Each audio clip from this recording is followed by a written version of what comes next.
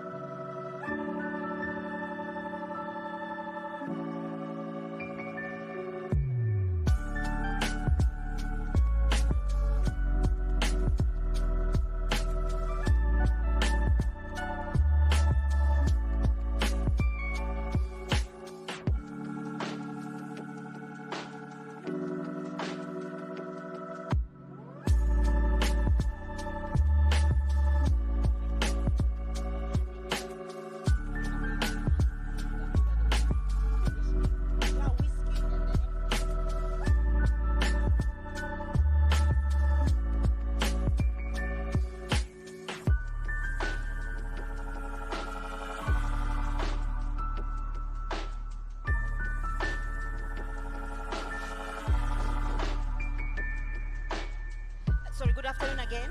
This is just an announcement for on behalf of our security. There is a vehicle, a Ford Ranger, who left his lights on. And this is just a courtesy call to say, please go out there in case you may not be able to leave again.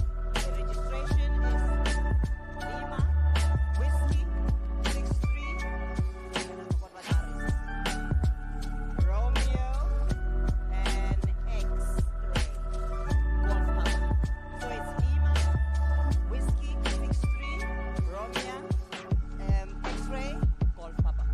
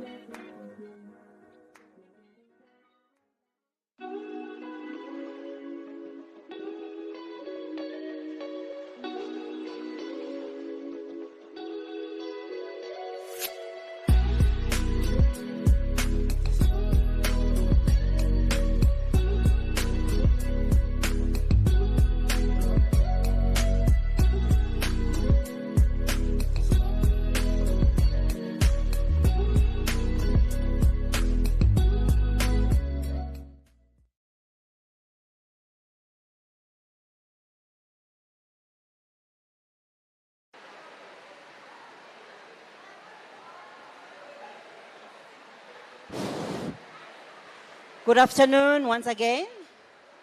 Good afternoon. We welcome the showers. Just a note to say that we will be starting any moment. The board members and the executives are coming through. They are settling down. So please do continue to mingle, but please do note they are coming through and we will be beginning in no moment. Thank you very much.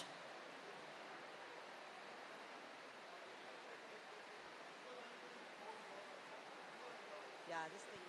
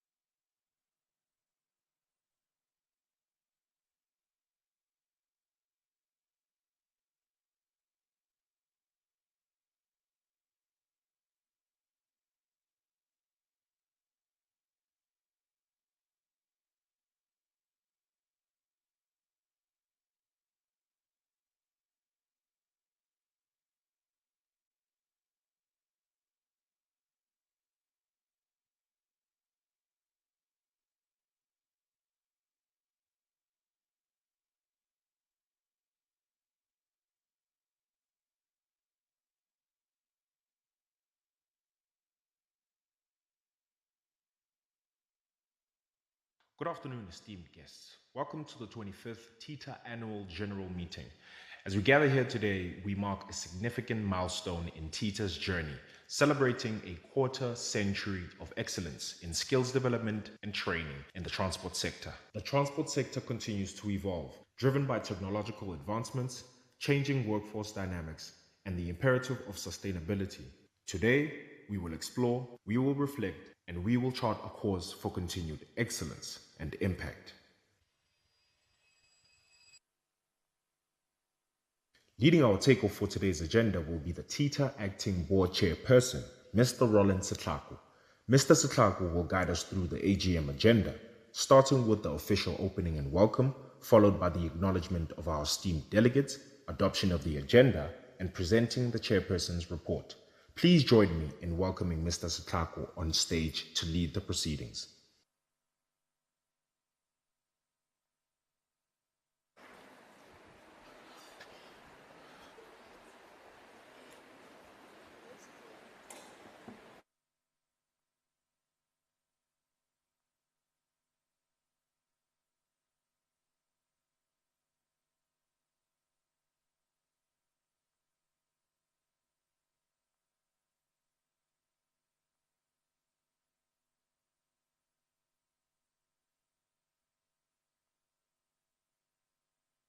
Good afternoon, the transport sector. Let me hear some energy. Good afternoon, the transport sector. I know that today we're starting a little bit late. I see on the printed programs, it is written that we were supposed to start at 2 o'clock, and yet the invite says 3 o'clock. So please, we apologize for the typo, as I would call it. Let me take this opportunity to welcome our esteemed members of TETA Board, representatives of DHET, the Transport and the Transport Department respectively, distinguished guests, stakeholders, SETA colleagues, valued partners in the transport sector, ladies and gentlemen, and once again, good afternoon to you all. Today we gather for the moment that comes once a year, but whose impact lasts far beyond a single meeting. The AGM is not merely a statutory requirement. It is the moment we pause, reflect, and most importantly, account. It is the mirror we hold up to the year behind and the window through which we begin to see the years ahead. And before we do anything else, today I want to do something a little bit different, which is really essential. I want to acknowledge all of you that are here and those that may be online. And what I will do today, I will call each subsector. And I plead with you, when I call your subsector, please rise up so we can see you. Because we want to recognize you as our key valued stakeholder.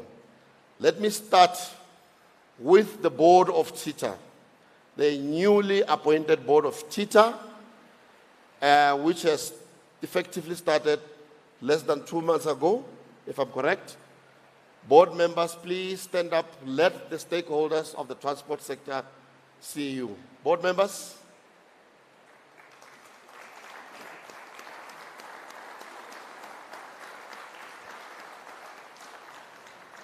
This is the board that will be steering this ship, which is appointed for 2025 to 2030. MTDP term, as we call it. Let me also take the opportunity to kindly request the Audit and Risk Committee, please stand up. I know the chairperson of the Audit Committee is here. And that is the independent structure of the board. I'm going to go straight to the subsectors and I'm going to call them one by one. And work with me. Let me start with the road freight subsector. Anybody from road freight, please? Road freight, be proud. We want to recognize you. Thank you, madam. Thank you for that. Forwarding and clearing, subsector. Please stand up. Thank you. Nice warm welcome. The taxi industry, the movers and shakers. Welcome. The bus industry, or road passenger as it's known. Welcome. The aviation sector, which is very busy because of the G20, of course. Welcome to the maritime subsector. I know often they belong coastal, but maritime, here we go. I thought. The rail subsector, welcome. And lastly, the freight handling subsector. Freight handling, are you here? I know they are online. And thank you. Without you, obviously, there is no transport sector. And without the sector, there is absolutely no TETA. Let me make a special welcome to the CEO of the National Skills Authority, Mr. Zamoku Zwayo. Please, Mr. Zamoku Zwayo.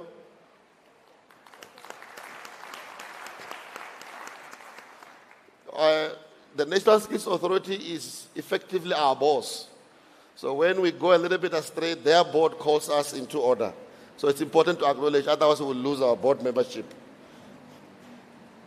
Let me also take the opportunity to welcome the PSET family, the community education and training colleges. Are you here?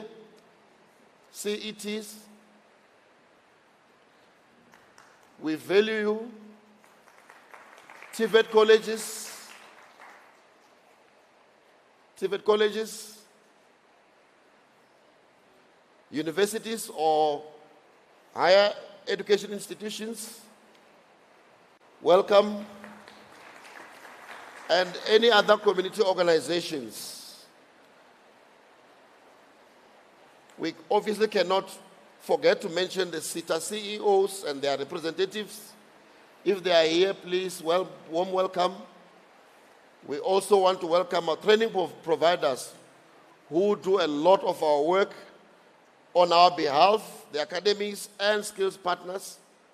And as the board decided yesterday, going forward, we will certainly be acknowledging the work that you do, which we are required by law to report, because we know you are doing a wonderful job for us. All other partners, associations, and friends of TETA, if you are in the room and have not yet stood, please, once again, you are welcome. I will then do the highlights, and the highlights will be for the 2024-2025 financial year, a year which was marked by exceptional performance under strained economic conditions and challenging social environment.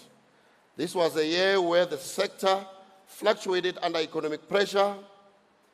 There were policy shifts created, as we all know by now that we are under the 7th administration, which is the GNU.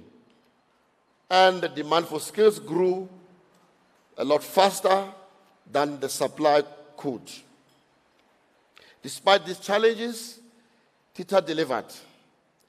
We did not only meet targets in many areas, we definitely exceeded. And I'm pleased to say TETA's performance, as you will hear with the presentation that will follow suit, was above 90%. It was 91%. And as SETAs collectively, the average performance was 89%, as you would know. I was hoping for some hands at least.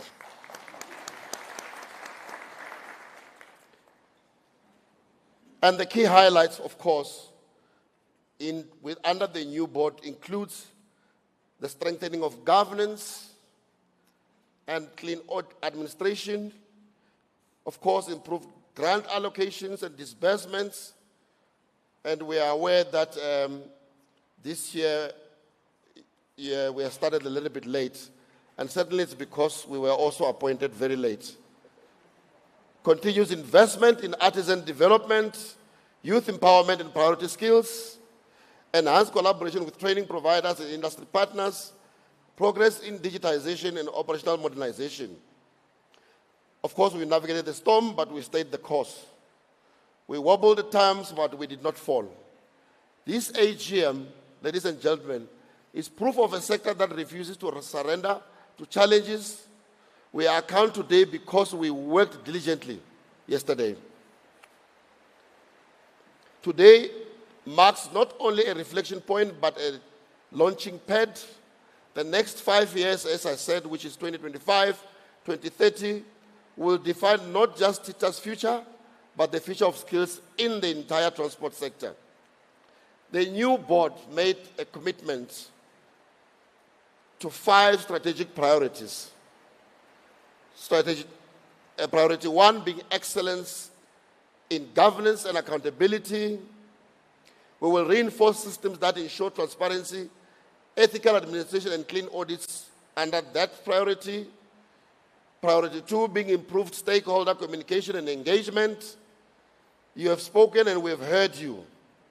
We will have regular open communication, which will become the norm. We commit to working this journey with you and not ahead of you. Skills pipeline and youth empowerment remains the 3rd priority of the board. We will build the next generation of pilots, mariners, drivers, logisticians, innovators, and so on and so on. Our 4th priority being strengthening partnerships and shared services. We will support the ministry's reform agenda under the guidance of the Minister of Higher Education and Training. And lastly, our last and 5th priority, we will build a transport sector fit for the future. We all know by now that there are new opportunities around just energy transition.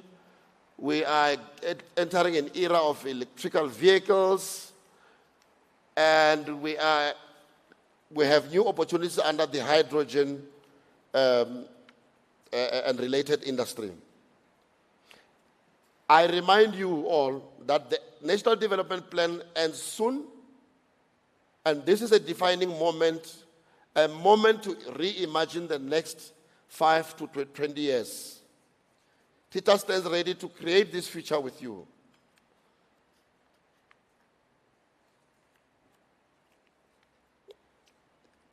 Then for today, which is today's AGM, allow me to make an important point about the purpose of today's gathering.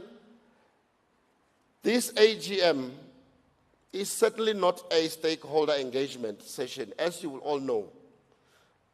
It's a specific AGM that is intended to achieve a specific objective as per the prescripts of the law. In particular, today you'll be hearing the annual report to see how we've performed, and you will be clarified where you seek clarity. We also have a draft 2026-2027 APP or annual performance plan, which we will seek your endorsement, and that will be presented by the presenters following. This platform, of course, is not for operational queries as such. There is the entire team of TETA that is here with us today. Can the TETA employees please stand up so that you can be seen, so that all the operational questions are directed to you all? Please, all of the employees stand up. So should you have operational questions, they are the people that will assist you. These important engagements will happen, and we commit to scheduling them. But today our focus is on the statutory requirements of the financial year, which ended in March 2025, meaning it's the financial year 2024-2025. Let us honor this space by keeping our discussions aligned with the agenda as is presented or printed and placed in front of you. Today, as I said, is about the year under review. And in closing, colleagues, the transport sector is the backbone of South Africa's economy, but the heart, the true heartbeat, lies in the people who wake up every day to make it move. We stand today in a moment of both challenge and possibilities. We are 31 years basically into democratic journey and approaching the end of the NDP cycle. This is not a moment to fear, it is a moment to imagine.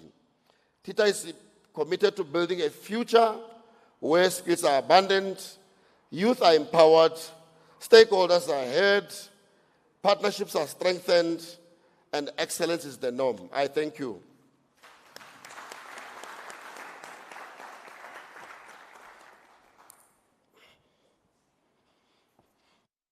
Shifting us into the first gear is the TETA Chief Executive Officer, Ms. Mapefo Ano-Frimpong, who will present the 2024-25 TETA Annual Performance Report. TETA has continued to drive innovation, excellence, and transformation in the transport sector through skills development and training. Let us welcome Ms. Ano-Frimpong as she takes us through TETA's achievements, challenges, and future outlook.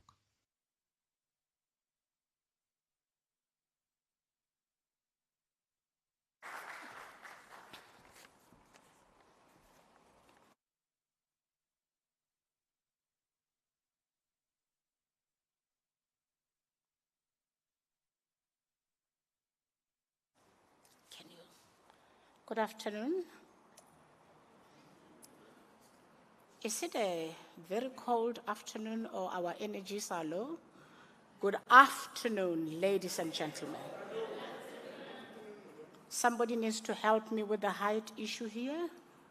I don't want to mess up. Yeah. Okay. Wait first. Ladies and gentlemen, my sincere apologies. I omitted an important step, which is the adoption of the agenda, which will guide our discussions today. It's printed in front of you. Some of you have it electronic. May I kindly request that we have a mover and a seconder for the adoption of the agenda. Please state your name so that we can have you on record.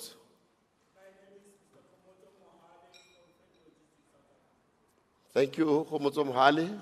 May we have the seconder, please, for the adoption of the agenda? Please state your name. Edgar Shingange, seconded for the adoption of the agenda. Thank you.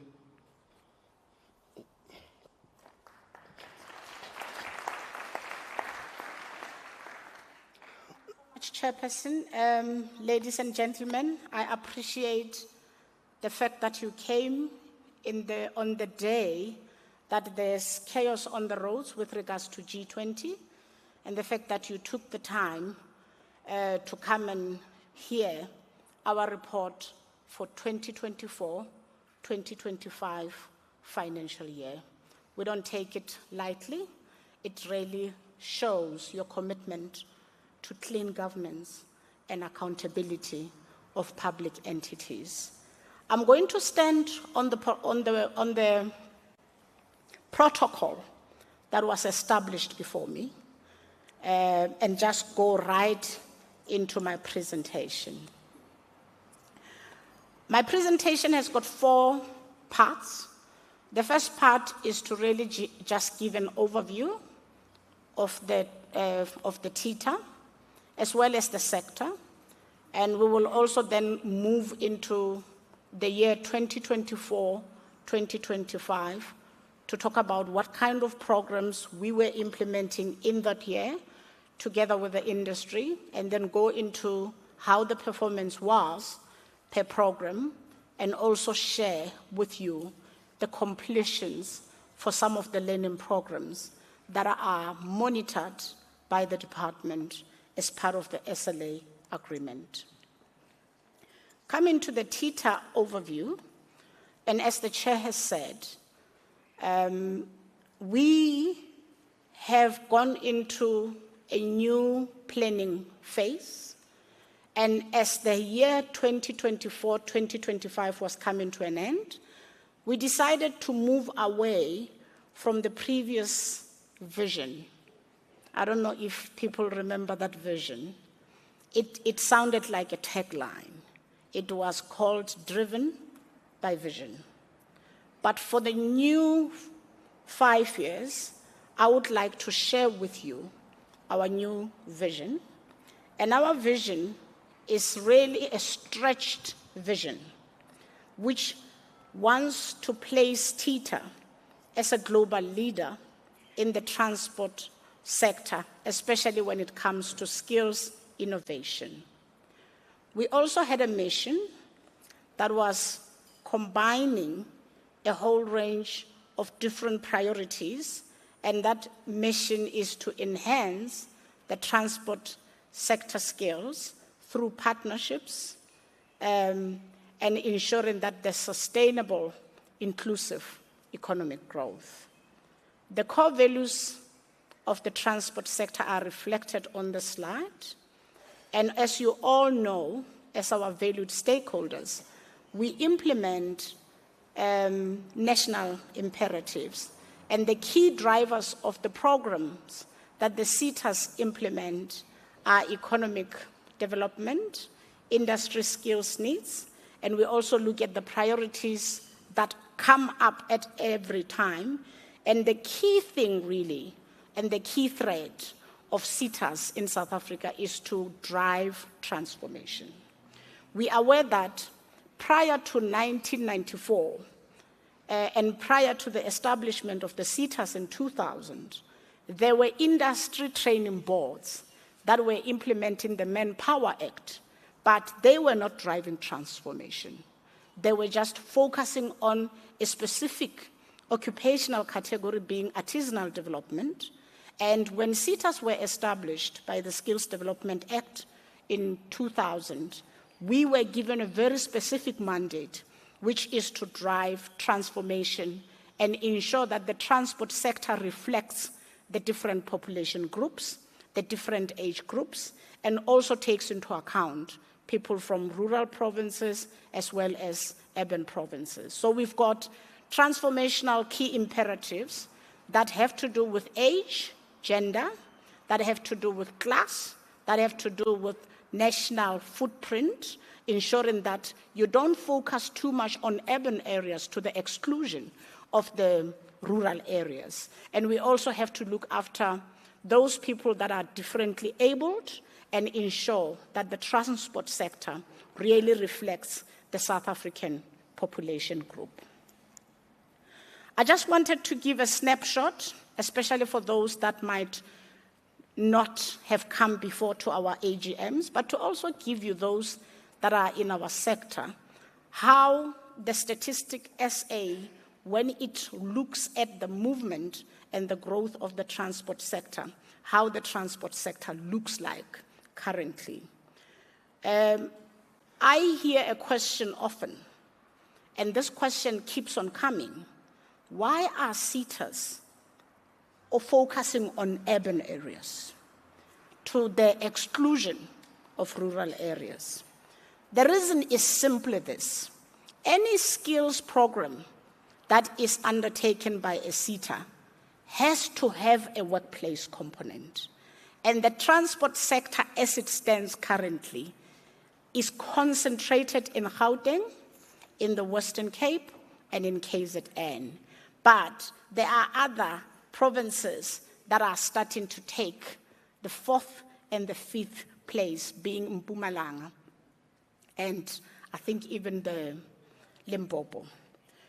So the essence is to try and drive programs that not only focus on workplaces in the CBDs and in town and in urban areas, but to try as far as possible to implement programs that can also take into account other provinces, especially those that are freight corridors between Mpumalanga and as well as in Limpopo, going to the Northern Cape and all the places where cross-border transportation in South Africa takes place.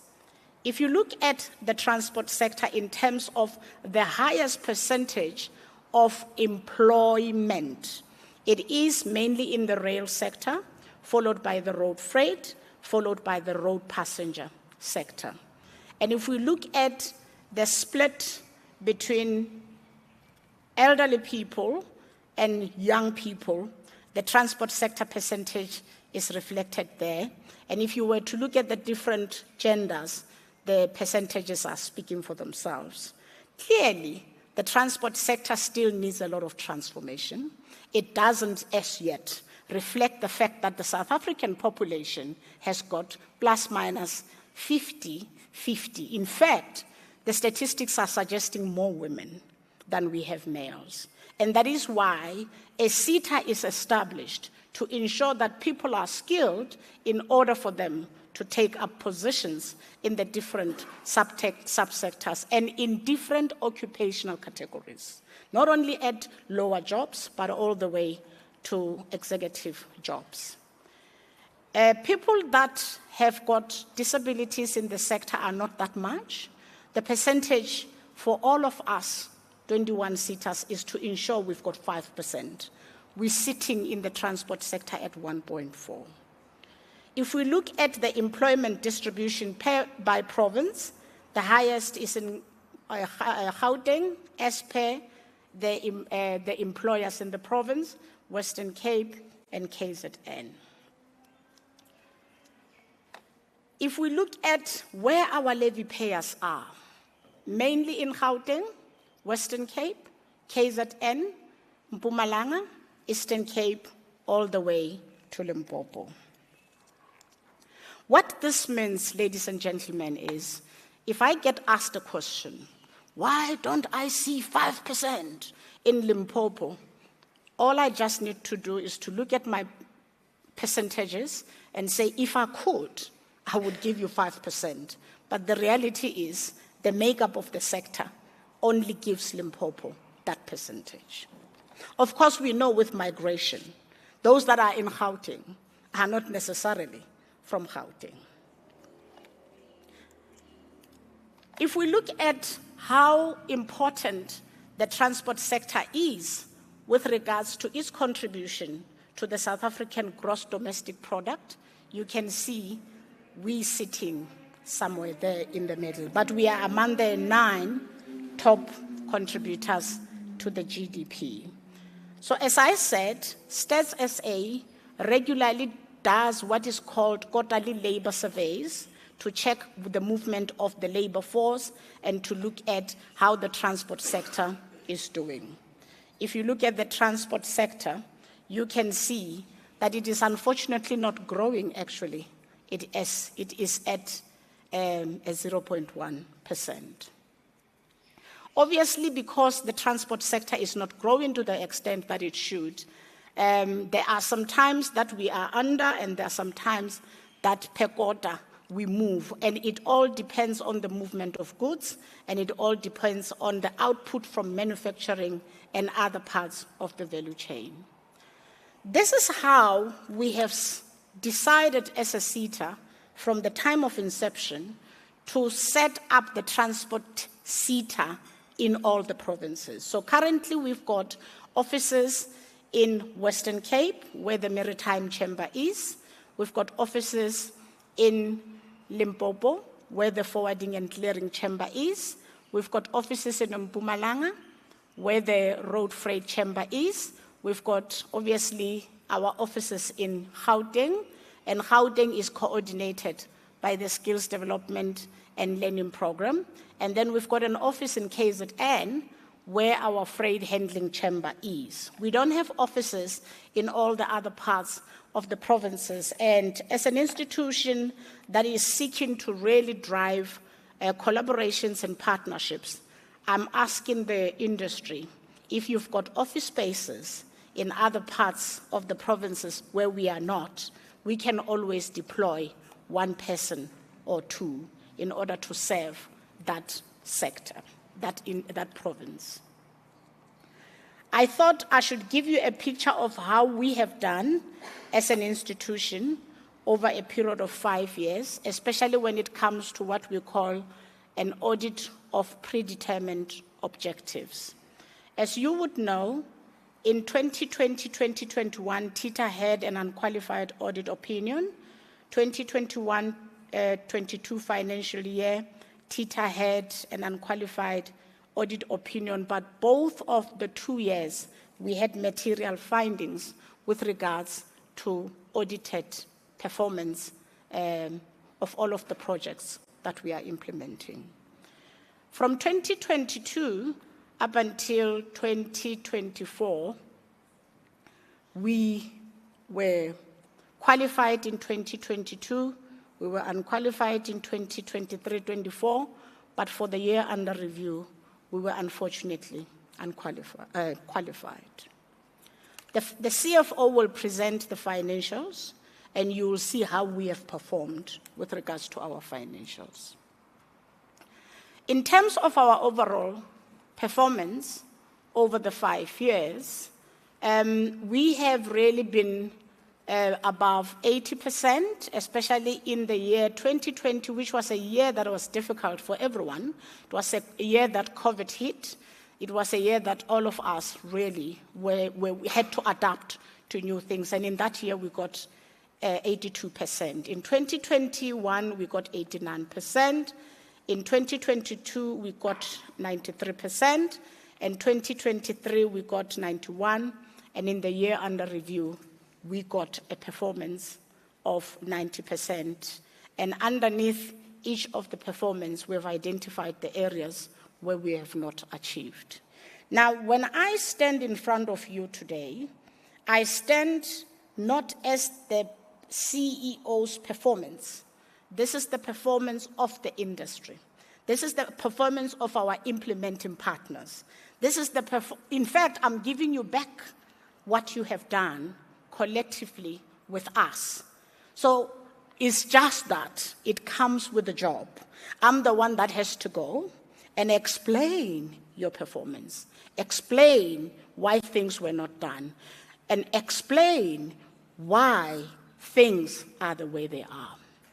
I am taking my time to make it sink that obviously any journey that you have has wobbles and has moments where the ground beneath can seem uncertain. But as an institution, we have never had our vision falter. We remain focused, we remain steady, we remain committed to ensuring that we forge ahead towards the transport sector of our dreams. Obviously, difficulties do come, as the slides are showing, especially the previous slide. We have had instances where we were unqualified, we have had instances where we were qualified. And some of the reasons are essentially project management related. And it is important, therefore, that collectively we work together to ensure that the African child who is in the transport sector, who's got opportunities that they are looking forward in the transport sector, gets to access those opportunities while clean governance is the foundation of everything that we do. I thought you would give yourselves and give TETA a round of applause for a performance this is actually, what do they call it in school? This is a cum laude, right? And the transport sector is just like,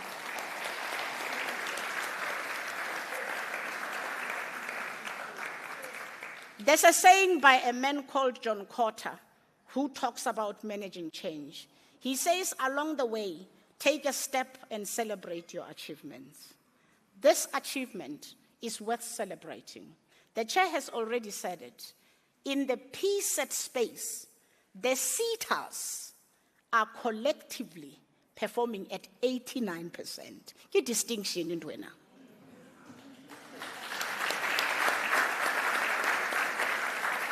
What is important, though, is not just to focus on the numbers. It's to say how many lives were impacted by these numbers.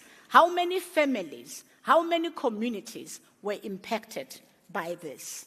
And as you hear the noise that comes with public entities, because they are the easiest target for media, for opposition parties, it is the brand users of TETA, the beneficiaries of TETA, that must defend the brand and say, hang on, I am a beneficiary and I benefited, and these sitters must not be thrown away with the bathwater.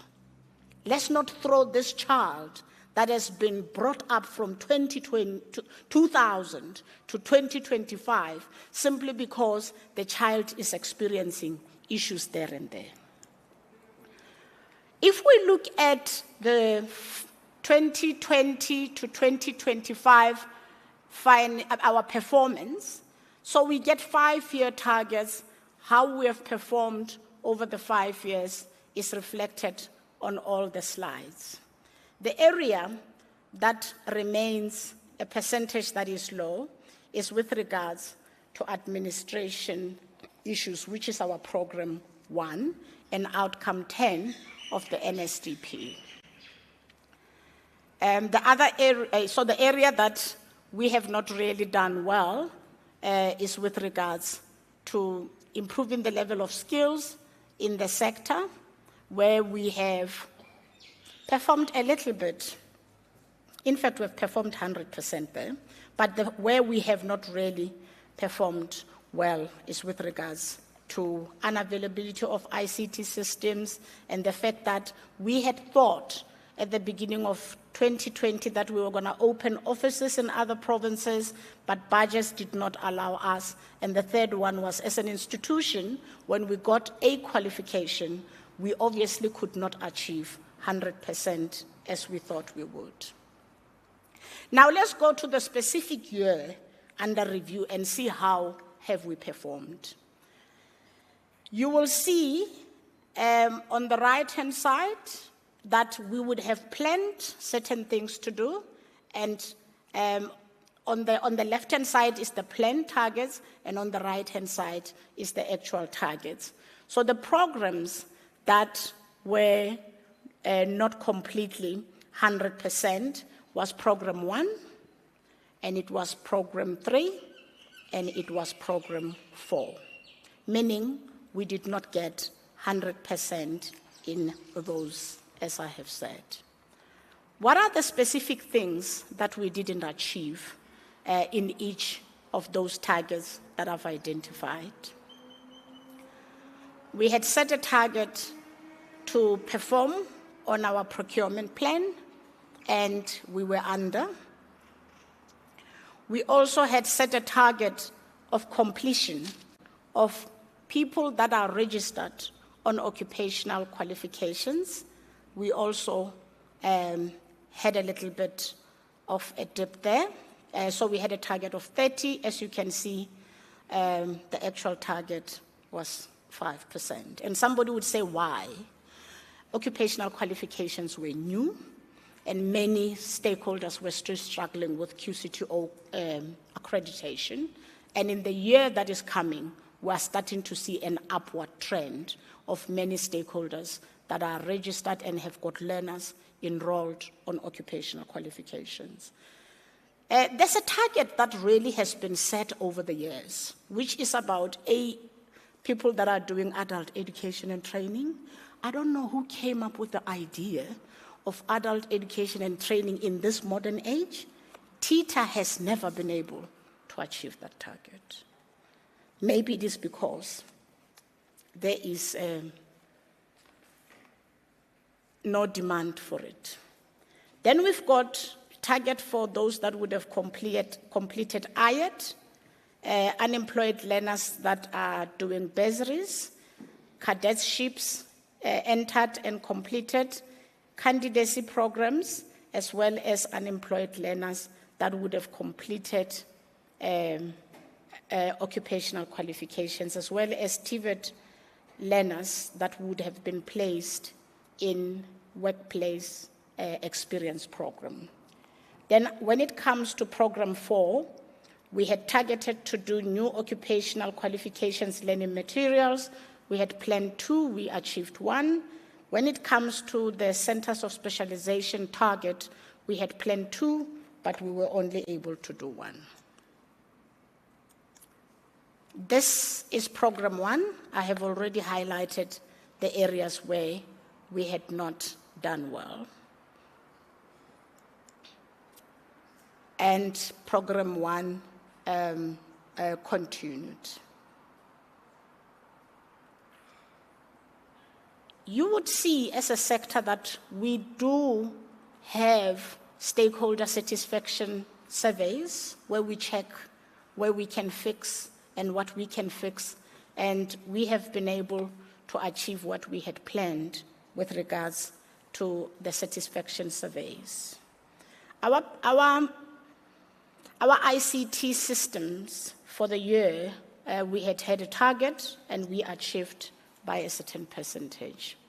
Program 2 is a program that deals with tracer studies, workplace skills plan, partnerships for research, and all of those. You can see that this is a program where when it comes to research studies, we did more than we had planned. The same we did our sector skills plan as had been planned. Tracer studies did more than had been planned, and research partnerships supported as planned. Coming to mandatory grant submissions, I must really pause here and give the industry recognition for this.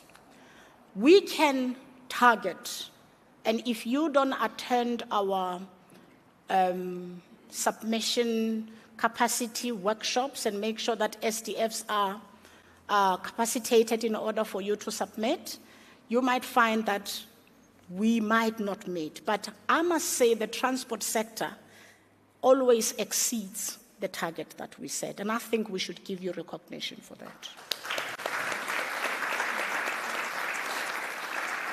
The other important thing is there's so many SETAs to choose from, but you are with us through thick and thin.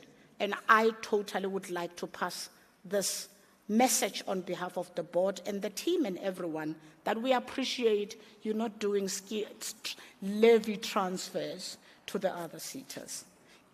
Stay with us. We off to a better start.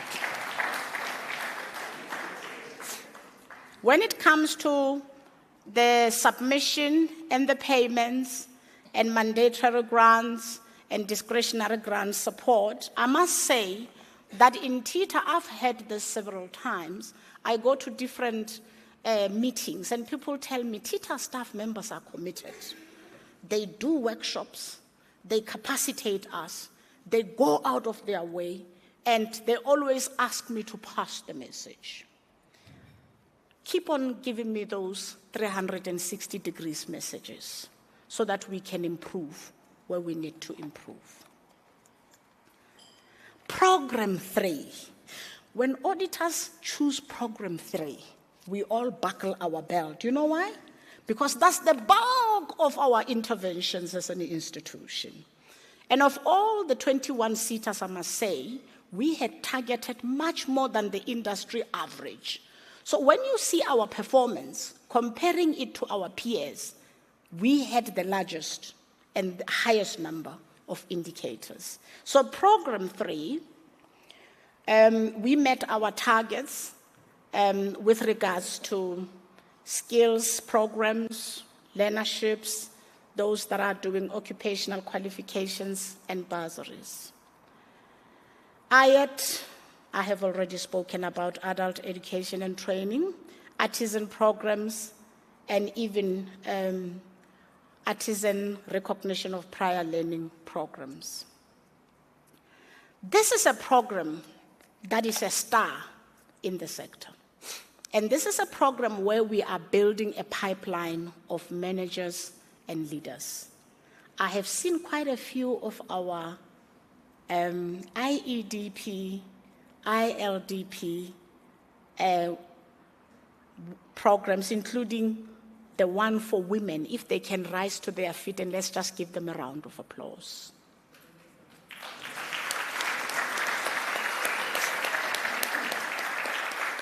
They'll tell you something. Once they finish this program, they go up the ladder, which means the program is worth it. The last program that has made South Africa as a country to shine is the program where we fund those that are doing masters in maritime affairs at World Maritime University in Sweden, in Malmö. Next year, it will be 10 years that TETA has been funding this program. We are going to get a mention on a global stage. Let's recognize that. Coming to other programs, bursaries continuing is an area where we didn't perform. Candidacy is another area, and cadetships where we didn't perform. And then coming to employer bodies, partnerships with TVET colleges, we were able to sign more partnerships and also implement the partnerships, the programs that were supporting the partnerships. This is just to show where are the partnerships in each of the provinces. And the colors will show you which partnership is it. And these are those that are either doing internships or doing workplace experience in order to finish their qualifications and so forth. And in all of those, we met our targets. There is a target that we are going to ask the industry to help us with, which is a target of absorbing these young people in order to avoid this revolving door of, I'm doing a learnership this year, I go to another SETA. Let's start working together, industrial players, in ensuring that where we can absorb the people that have gone through programs. We do stakeholder capacitation workshop. We also do stakeholder engagement workshops. We also do capacitation workshops on contract management, and in all of those, we were able to support. Career guidance is another area that we find a lot of interest in, that we always participate and we always exceed the targets there. Gauteng leads with regards to the career guidance and the exhibitions that are held there. We always have to tell how many promotional material we are planning to be printing for that year, and this is just to show that we were able to meet the target. I want to take a pause and talk about a very important program that TETA has chosen, which is not to paint school walls and do the garden. As part of social corporate investment, we have chosen to support schools by adopting them. What does this mean? We adopt the teachers, we adopt the principals, we adopt the learners, we ensure that the communities get support from the schools that we are supporting. We've been doing this for the past 13 years. In actual fact, later at the awards, we will be recognizing some of our best performing schools where they got best results, and we do attribute that to our support. So we've got 61 schools we've adopted. We're asking role players to also partner with us in those schools.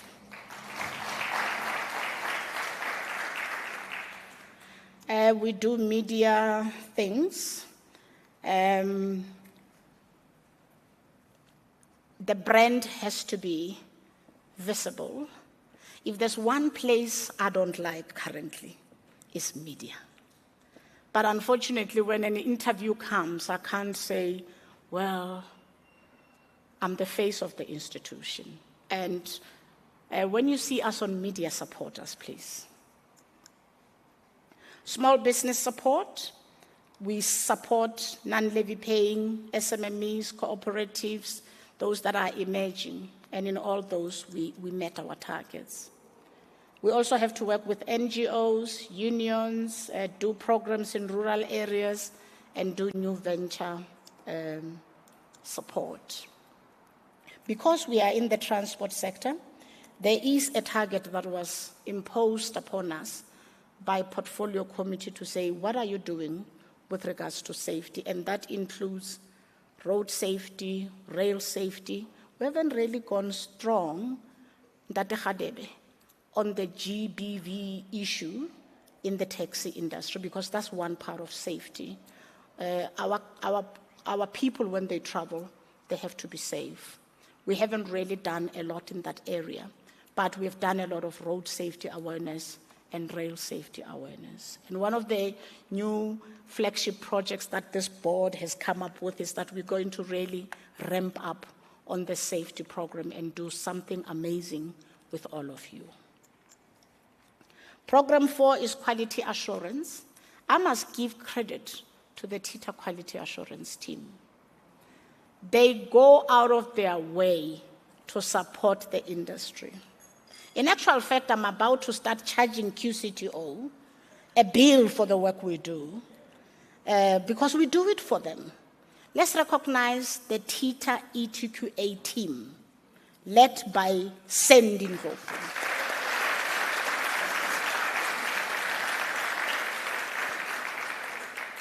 She's running stakeholder engagements in order to support you more with queries. Her team is really on the ground, supporting you when it matters the most. Not to say the others are not doing it. I'm just saying they are doing something for the sector, sort of like for a charity basis. So what are the targets that we have for ETQA? We have to develop curriculum. We have to do the qualification assessment specifications, learning materials, and assist with ASA exams. There's one risk, though, that is emerging, and I'm sure that the ETQA team, together with the training providers, are going to try and solve this problem. To get a date for a learner on an occupational program is a bit of a nightmare. But we have geared ourselves to work with you and work with our role players to make it possible for these exams to be, the dates to be expedited. The training providers that are capacitated on TETA systems, the practitioners that are supported, monitoring of stakeholders, and supporting candidates to mentor and coach them, especially when the learners come into the workplace. We also support TVETs. The only thing that TETA doesn't do when it comes to equipment or infrastructure for TVETs, we don't build anything, but we do support with simulators and learning material-related equipment. And you can see that the only place we had a dip is with regards to the centers of specialization. These are the completion targets. The targets for those that were doing bursaries, doing skills program.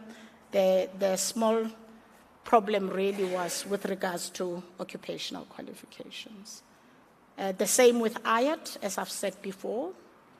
And then with leadership programs, up to so far, our leaders have been passing.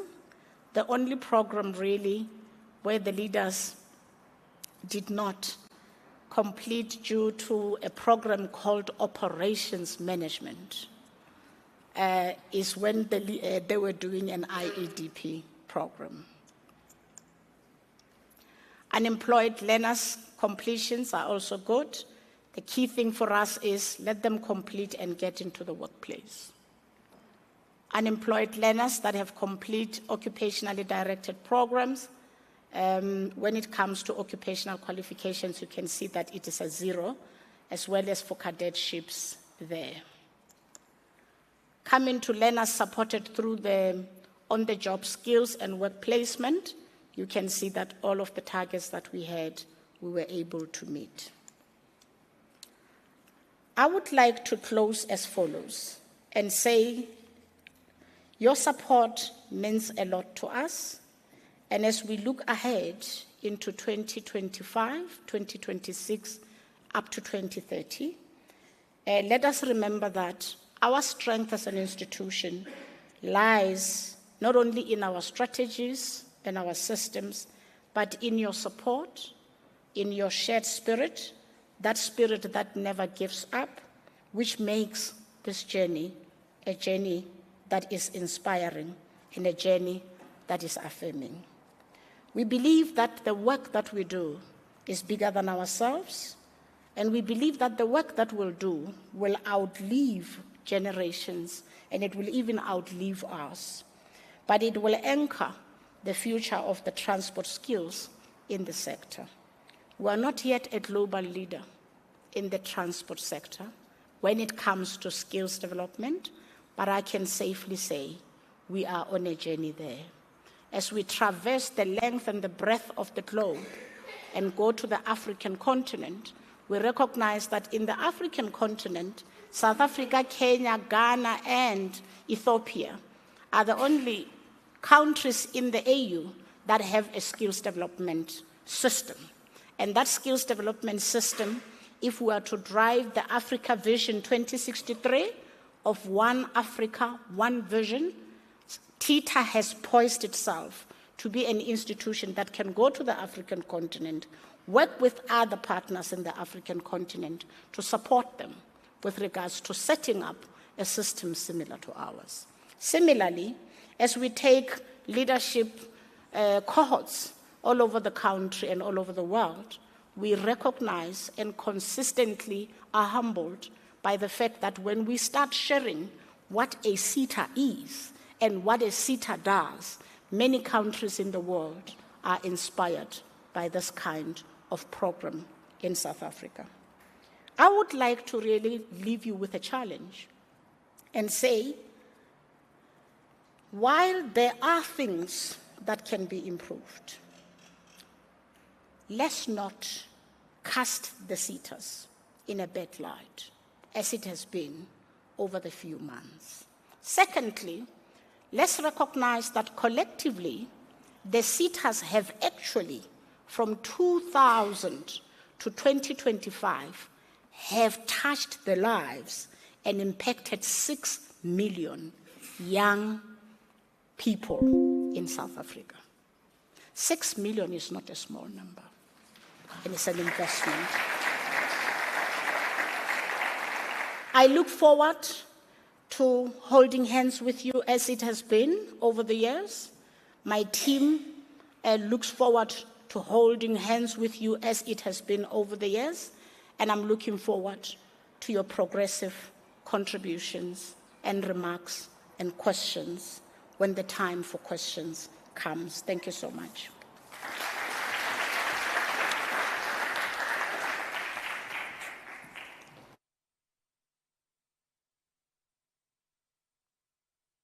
Steering us into the second presentation of part 2 is TETA Financial Officer, Mr. Nchaupe Maepa. Mr. Maepa will drive us into the 2024-25 TETA Financial Statement. This statement outlines our financial performance, key financial highlights, and progress towards our strategic objectives.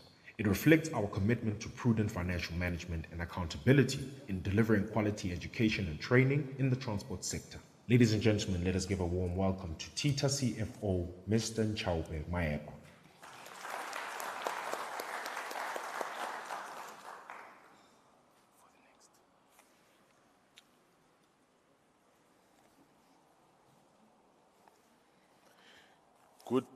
Good afternoon, ladies and gentlemen.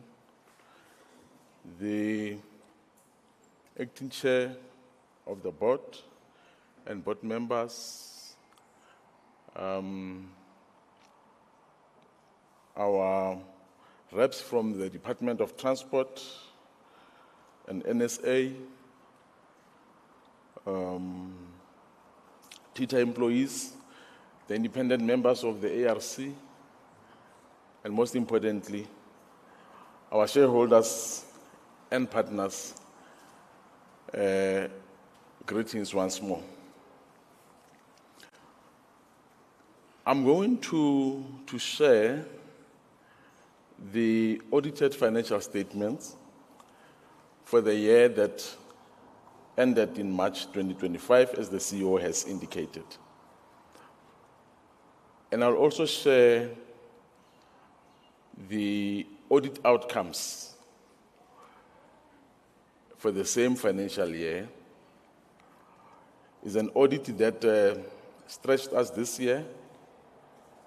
Ordinarily, we end the audit cycle in July, and this year, the cycle took us to September. So we then concluded the audit in September. But I thought maybe I will just start with the highlights, and also just remind us on our funding model that as TETA we are funded primarily from the levy income. We are funded by the shareholders and partners who are here with us today. And as you fund us, we then pursue the programs that the CEO was highlighting. So we're just indicating there, just in terms of the funding model, that as you pay the levies, the 1%, the 80% rather of the total 1% that you pay to SARS will then come to us, and then we then get distributed in terms of those different areas. Mandatory grant will get 20%, discretionary grant will get 49.5%, admin levy income that really runs the administration processes is 10%, and the QCTO that our ETQ also work with will then get 0.5%.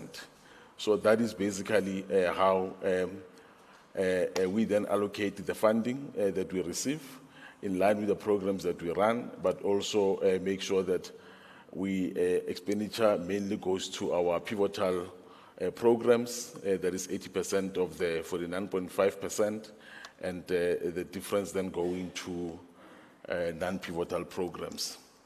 I thought maybe let me then, ladies and gentlemen, just come to the highlights and indicate that our total income for the year was just above $1 billion. It's a marginal increase from last year. Last year was still 1018 rather. It grew to 1070. So there's a 5% increase. But you'll see that in that $1 billion that we had for the year, a total of 962 million of that comes from the levy income. The direct levy income that get paid through SARS, and of course others will come as a result of either penalties and interest on late payments and late submissions, and the interest that would then derive from our investment in the CPD. So in terms of that levy income that grew from 908 last year to 962 in the year that ended, this is how we also then distribute it in terms of its different contribution. You will see that 595 million of that was for discretionary grants, and 240 million was for mandatory grants, and our admin expenditure, grants to fund admin expenditure was 126 million. As indicated, we also invest whatever surpluses we have. In the main, it's not even surpluses, it's in the main money that is held for execution of projects that are still active. So we've got projects that we fund multi-year, and while projects are being implemented, then those funds will then be put in the Corporation for Public Deposit, and you'll see that for the year that we are reporting on, we then derived an income there of about 85.4 million. That was also just a marginal increase from the 84 million that we got last in the previous comparative financial year.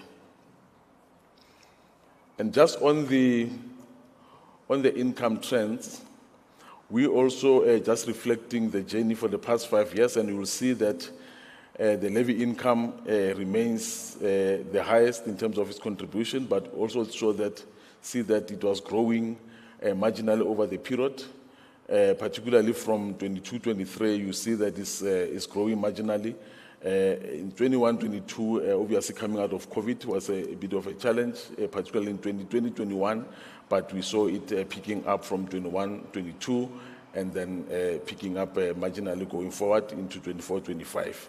And that is our levy income. Our investment income, as we have indicated, is also because of the funds that we invest with the CPD in the main. It also at a marginal level, but also the second contributor in terms of our income. So in the income that we have indicated, the mandatory grant levy increased in the previous year that we are reporting on from 227 million to 241 million. Our discretionary grants levy increased from 562 million to 595 million. And our levy income that is sitting at 126 million in this year was an increase from 119 million. And you'll see that we also had a decrease of about 64% on the other income, particularly as it relates to interest and penalties. That suggests that most of the levy-paying companies are paying on time, because when you levy-paying companies pay late, SARS will then charge an interest or a penalty, and that penalty also then is due to the sitters. So the fact that it has been decreasing in the past year demonstrated that there's a high level of compliance in terms of payments by the levy-paying companies. Just in terms of expenditure for the year that has ended as well, our expenditure is basically mirroring the income that we receive, particularly in terms of the MG and the DG. So our mandatory grant expenditure for 24-25 financial year increased by about 12%. It was 179 million in the previous year, and the year that has ended, we have reported 199 million of mandatory grant. And this is also because we have seen most of our stakeholders participating in terms of the submission of the WSR, the ATR, and participating in the grant process, but also as a result of the capacitation workshops that colleagues are conducting and making sure that we have a higher rate of submission. So that then represents that 12% growth in our MG. On our mandatory grant expenditure, we've also seen an increase from 592 million in the year 23-24, sitting at 741 million in 24-25, and this is a 25% increase. And this can also be attributable to the improved rate of project execution, but also because we account for discretionary grants when the services are rendered. And you'll see later on when we talk to audit outcomes how important is our ability to recognize when services are rendered. Our admin expenditure increased also from 142 million in the previous year, 23-24, to 143 million in 24-25. And as you will probably know, the 10% or 10.5% that is admin both for us and QCTO cannot be exceeded without getting an approval from the minister, from DHET. So you'll see that we said our income was 126 million, yet our expenditure is 143 million. So we had exceeded that 10%, but we had also applied to exceed from the department, and we did get the necessary approval, and that is funded from your reserves. So it's not DHET giving us money, it's rather using the money that is available for us. But we cannot do that in the admin space without getting an approval, explicit approval from the minister, from DHET. So that we're able to do in the year. And this is also just in terms of the 5-year trends on the expenditure, and you'll see that As indicated, our DGs are those that are high in terms of the expenditure levels, and you'll see that they've been also going up and down in different years, but that 24-25 represent that 25% increase in our discretionary grants.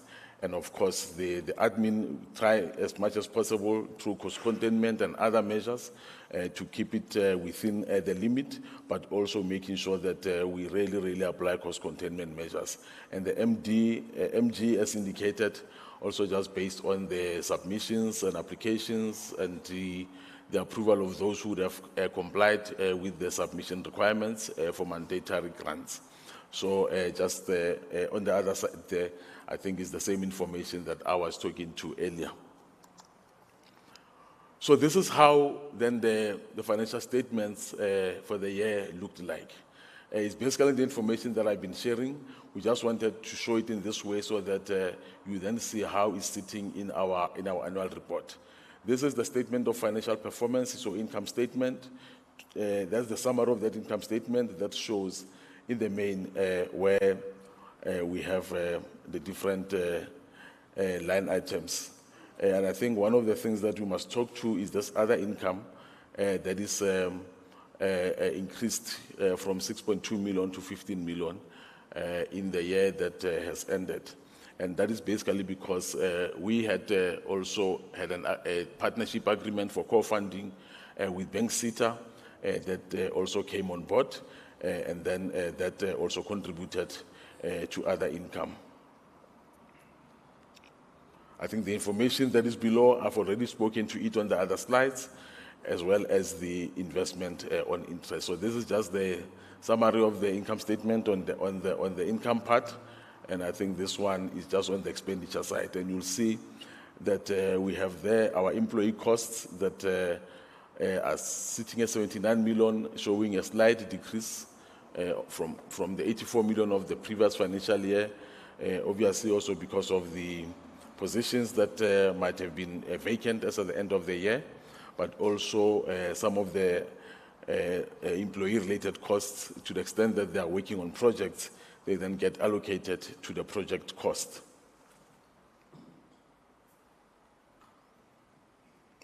And I think in terms of that grants and project expenses, we've spoken to it already, constituted of that DG of 741 million and the 199, and also the admin expenditure there also, we've spoken to it as well at 143 million. So what we had then done, because our total admin cost revenue was 126 million, we had to apply it, as I've indicated earlier, to DHET, and the total application that we have received was 21 million. But when we closed the year, we did not completely utilize that 21 million on our admin, so we only exceeded that by about 15 million when we had 21 million approval to exceed. This is just the statement of financial position. I think once again you will see that the strength there in terms of the balance sheet is sitting on our cash and cash equivalent that is sitting at 1.1 billion. As I've indicated earlier, that also has to do with money that is sitting and committed in projects. And you'll see that at the very end there is an amount of 735 million that is sitting on projects. So these are committed projects. These are projects that have been signed off. These are projects that are currently running. So part of that 1.1 billion is this 735 million that is sitting on projects. And of course, the remainder, if you look at that, the remainder also is to take care of what is sitting in your payables. If you look at your payables of about 231, if you look at your payables also of 9.2, then you can see that most of the cash and cash equivalent, other than the commitment, is also a part of servicing those payables, short-term liabilities. This is the cash flow statement. Not much about it, except that it once again indicates how we then arrive also at this cash and cash equivalent in terms of the business of TETA during the year. I then want to come to the audit outcomes. The CEO indicated that we have now, for the third year of qualification, colleagues who have been part of the previous AGMs would have noted some of the issues. I will talk to some of the issues again this year, and also see how we together deal with some of the issues that lead us to this rather qualified opinions. So this is basically the overall. In terms of our performance, you'll see that the first line there that remains the same for the financial year 24-25 in terms of qualification is the audit of the financial statement. You will see that the learning program 3 on learning programs was also a regression there that got qualified in this financial year, and you will see also a regression on procurement and contract management because there were some few issues that also came out of the audit. So here is the verbatim in terms of the audit report, the audit report of the AG. And you'll see that the area that in the main is qualified is around discretionary grants. So on this one is on the discretionary grants. The AG here concluded that they were not able to obtain sufficient appropriate evidence for skills development, payables, that is your DG payables, and the system of, there were no systems that were adequate to maintain appropriate records. And this is an area that as we engage further in terms of some of the action plans that we want to implement, and we'll see how even our partners, particularly those who implement projects on our behalf, will then come in and assist.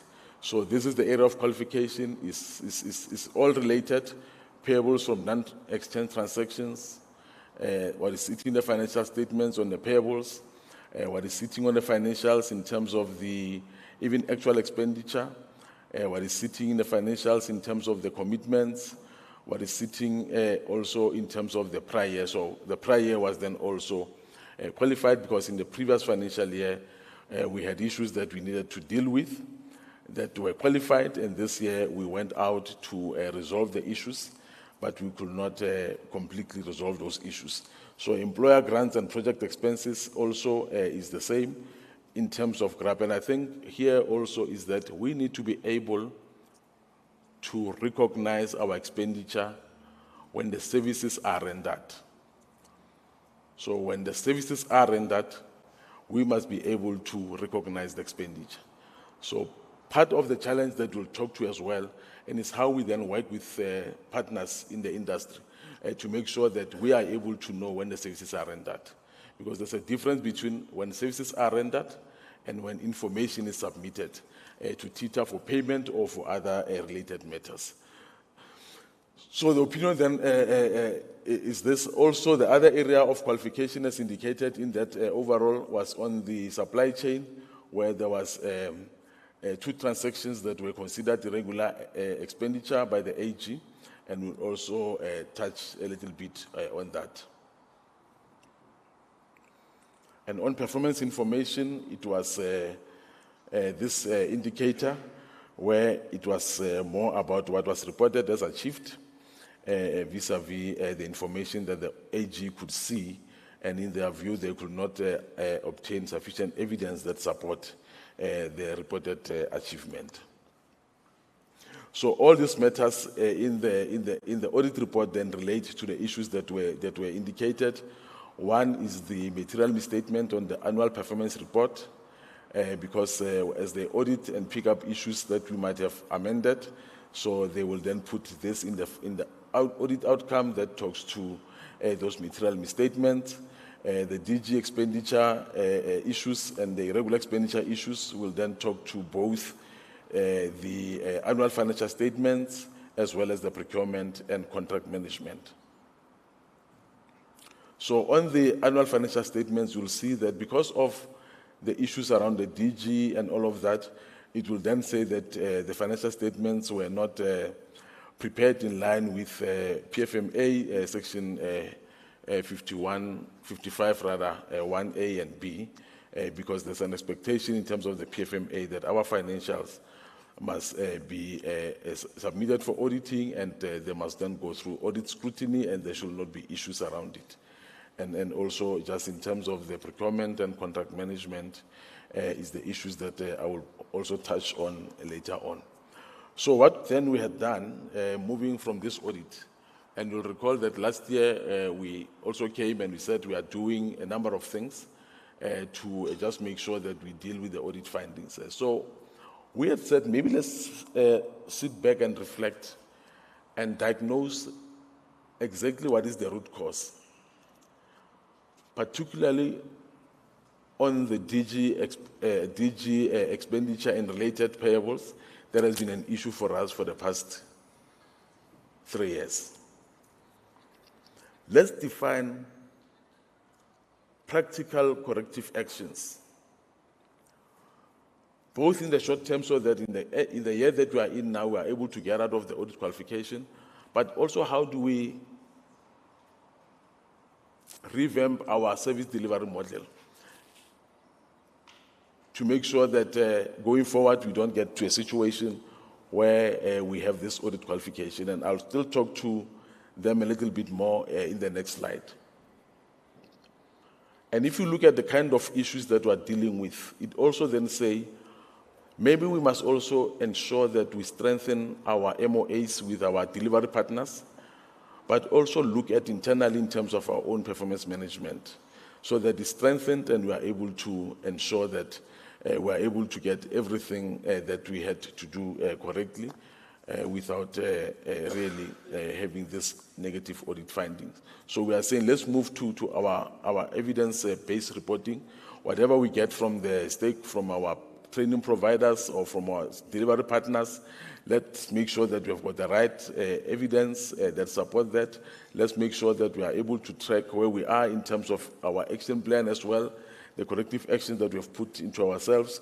But most importantly, let's also look at a culture of accountability, that we have to make sure that across the service delivery value chain, from awarding to reporting, both inside of TETA and outside of TETA, let's then come up with an accountability matrix and ensure that we are able to make sure that those, if we have some of these issues that we are having now, we're able to know who's supposed to be held accountable and how do we get around this. So here I just thought maybe let me talk to a few things that we ought to be doing that should help us in the short term to get out of the situation.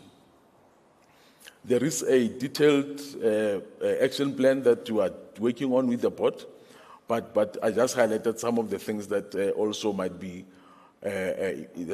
delivery partners. It's important for them to note because we'll be engaging with them in the process when necessary.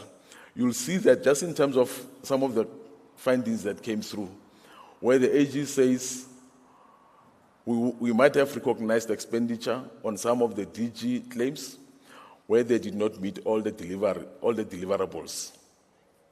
So they could not confirm that the service was actually rendered. I'll explain that as well later. Where they indicated that they could not obtain certain document for some of the trenches in terms of deliverables that were either not there or incomplete, and where they say there are transactions that might have been relating to the previous financial years that are reported in the year 24-25. Meaning that the actual service might have been rendered in 23-24 or even before, but the expenditure was recognized in 24-25 because the delivery documents would have been submitted in 24-25. So the issue of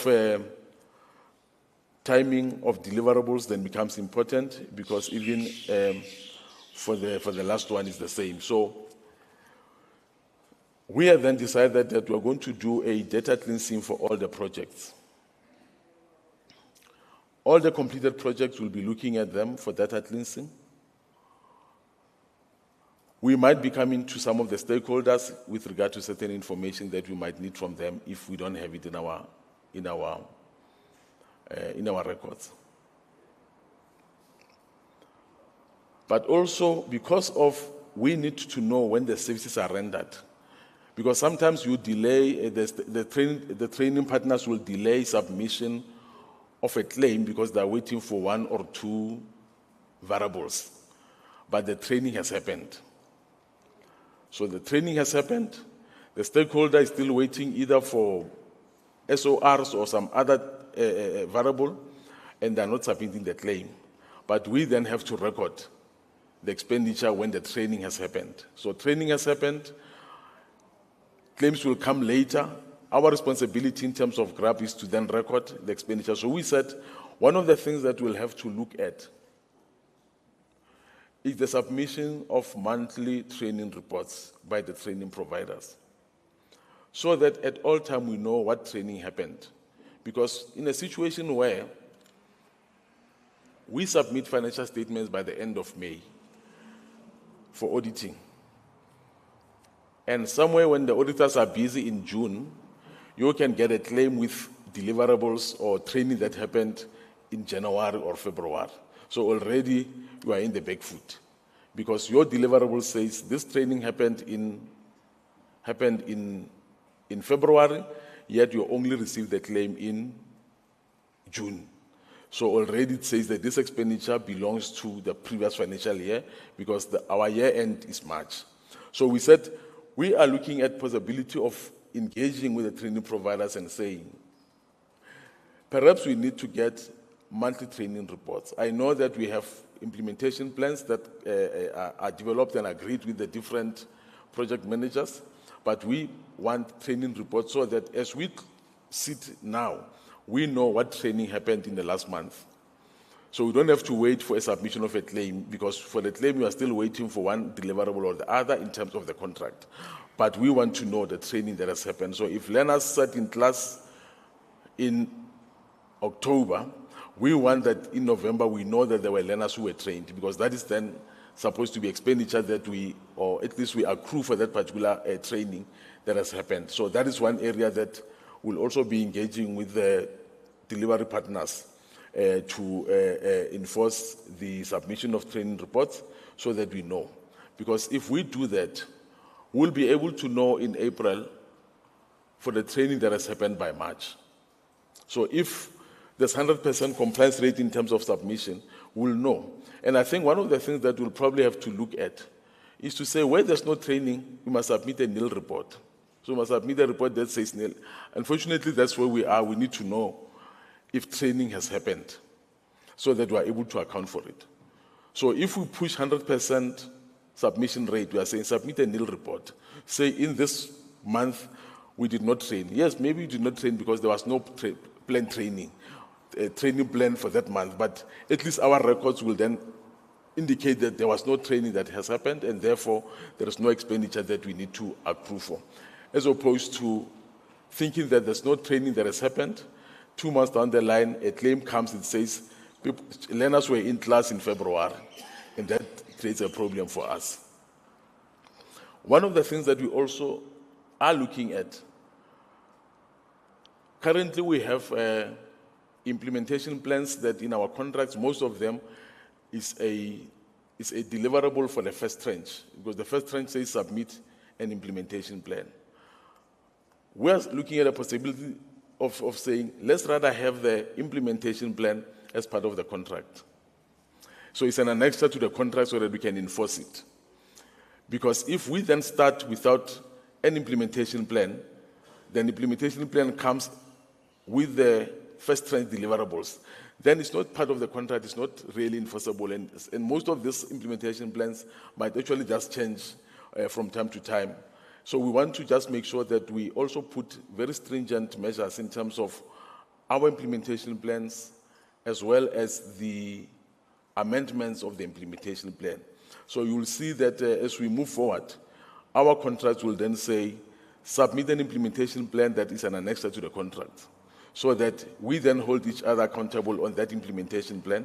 It doesn't mean that it's not going to change, but to the extent that it changes, it then requires us to go through a very delicate process, because it's a process in terms of amending the contract. Because if it's a part of the contract, the MOA, then we'll be amending the contract. So that's one of the things that we will be doing as well.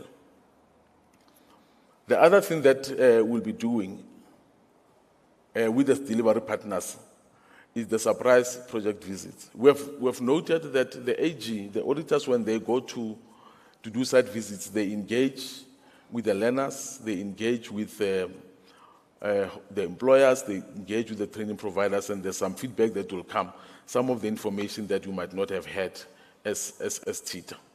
And that also then put us in a back foot in terms of some of the feedback that comes from the learners, particularly when they engage with the auditors. Some of it might be challenges with the stipend.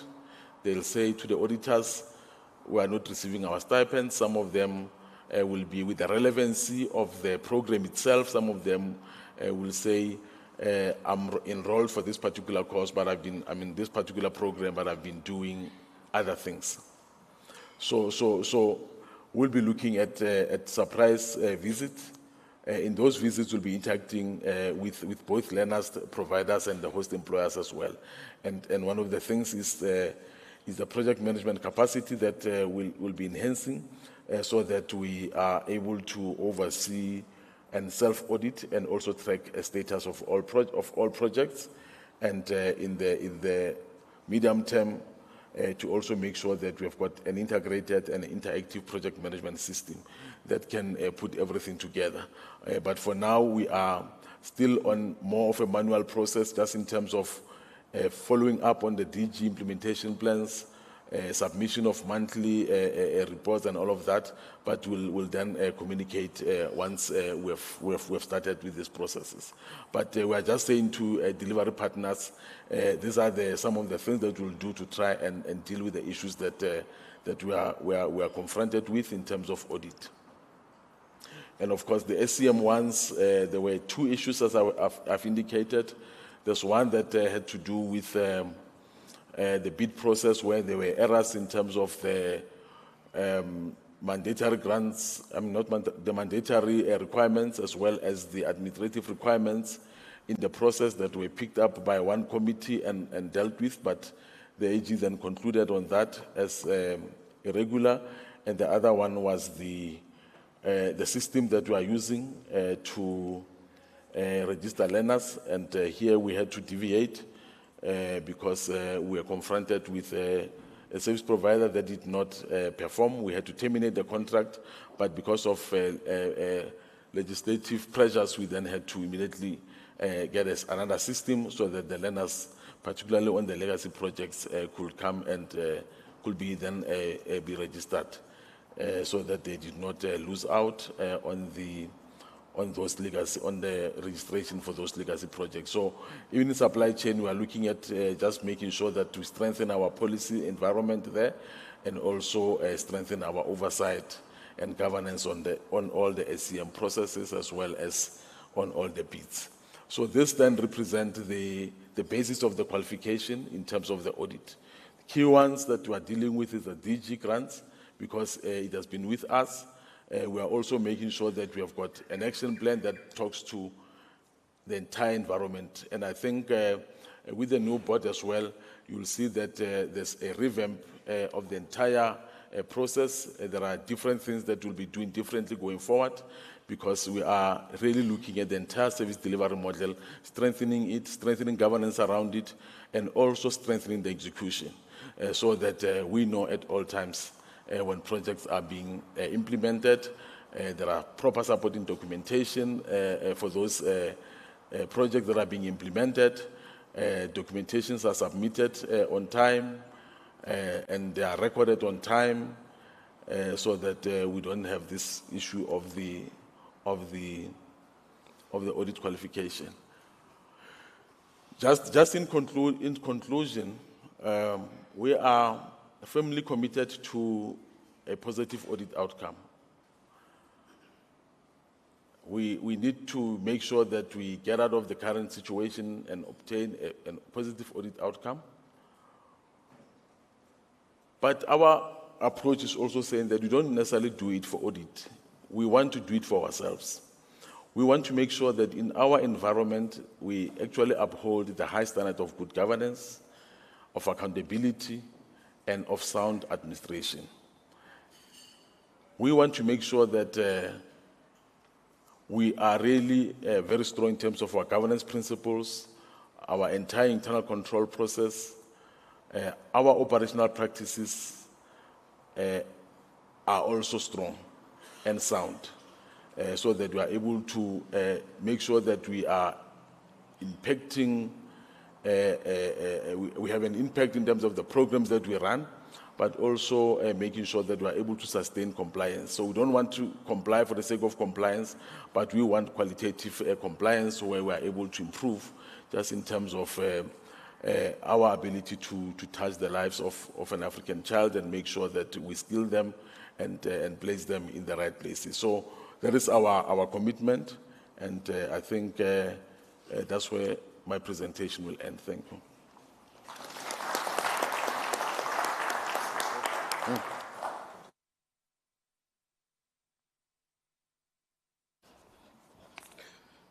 Thank you, CFO. Thank you, Madam CEO, for the presentation. Let me just add a little bit on what the CFO has said. I can confirm the board is really in pain to come and explain a qualification. As old as it is, meaning it's 2 months old, it is already running full speed to ensure that we get out of where we are. Because it's painful to come and stand here and present a qualification. And as a result, the audit or ARC committee, internal audit, are really diving deep in scrutinizing those internal controls, which is helpful for the board to take critical decisions. You will hear quite a lot of decisions soon in line with improving the status quo that this board has committed itself to. On that note, I want to now move to the next part of the program. As you would all know, that this is the board's program. I am required now to take a few questions specifically directed to the presentations that have been made by the CEO and the CFO before we move to the next or the second part of the program for the day. Please, mics should roam around, team, and I'm going to start this side here, and as a result, the team will be taking questions down. So I'll take the first batch this side, and then respond, and then take the next batch this side. Before you ask a question, please state your name for the record so that you can then be responded to accordingly. The gentleman there had his hand up. Can you provide the mic to him, please? Oh, you have. Please go ahead, sir. Good afternoon, and thank you very much, Chairperson. May I say all protocol observed. I am Tamsan Mamakubela from the South African Council for Graduates. And thank you very much for the presentations by the CEO and the CFO. We do note that TETA is a well-oiled machine. And Chairperson, this organization should not be having qualified audits. As I've said, it's a very well-oiled machine. I'm not sure whether it's because of these changes that have taken place. So I'd like to add to the CFO's key action plans in order to help to bring about the culture of clean audits at the Transport Education Training Authority. The first one, I think it's important that there should be training of partners, particularly delivery partners, so that they can best be able to deliver projects.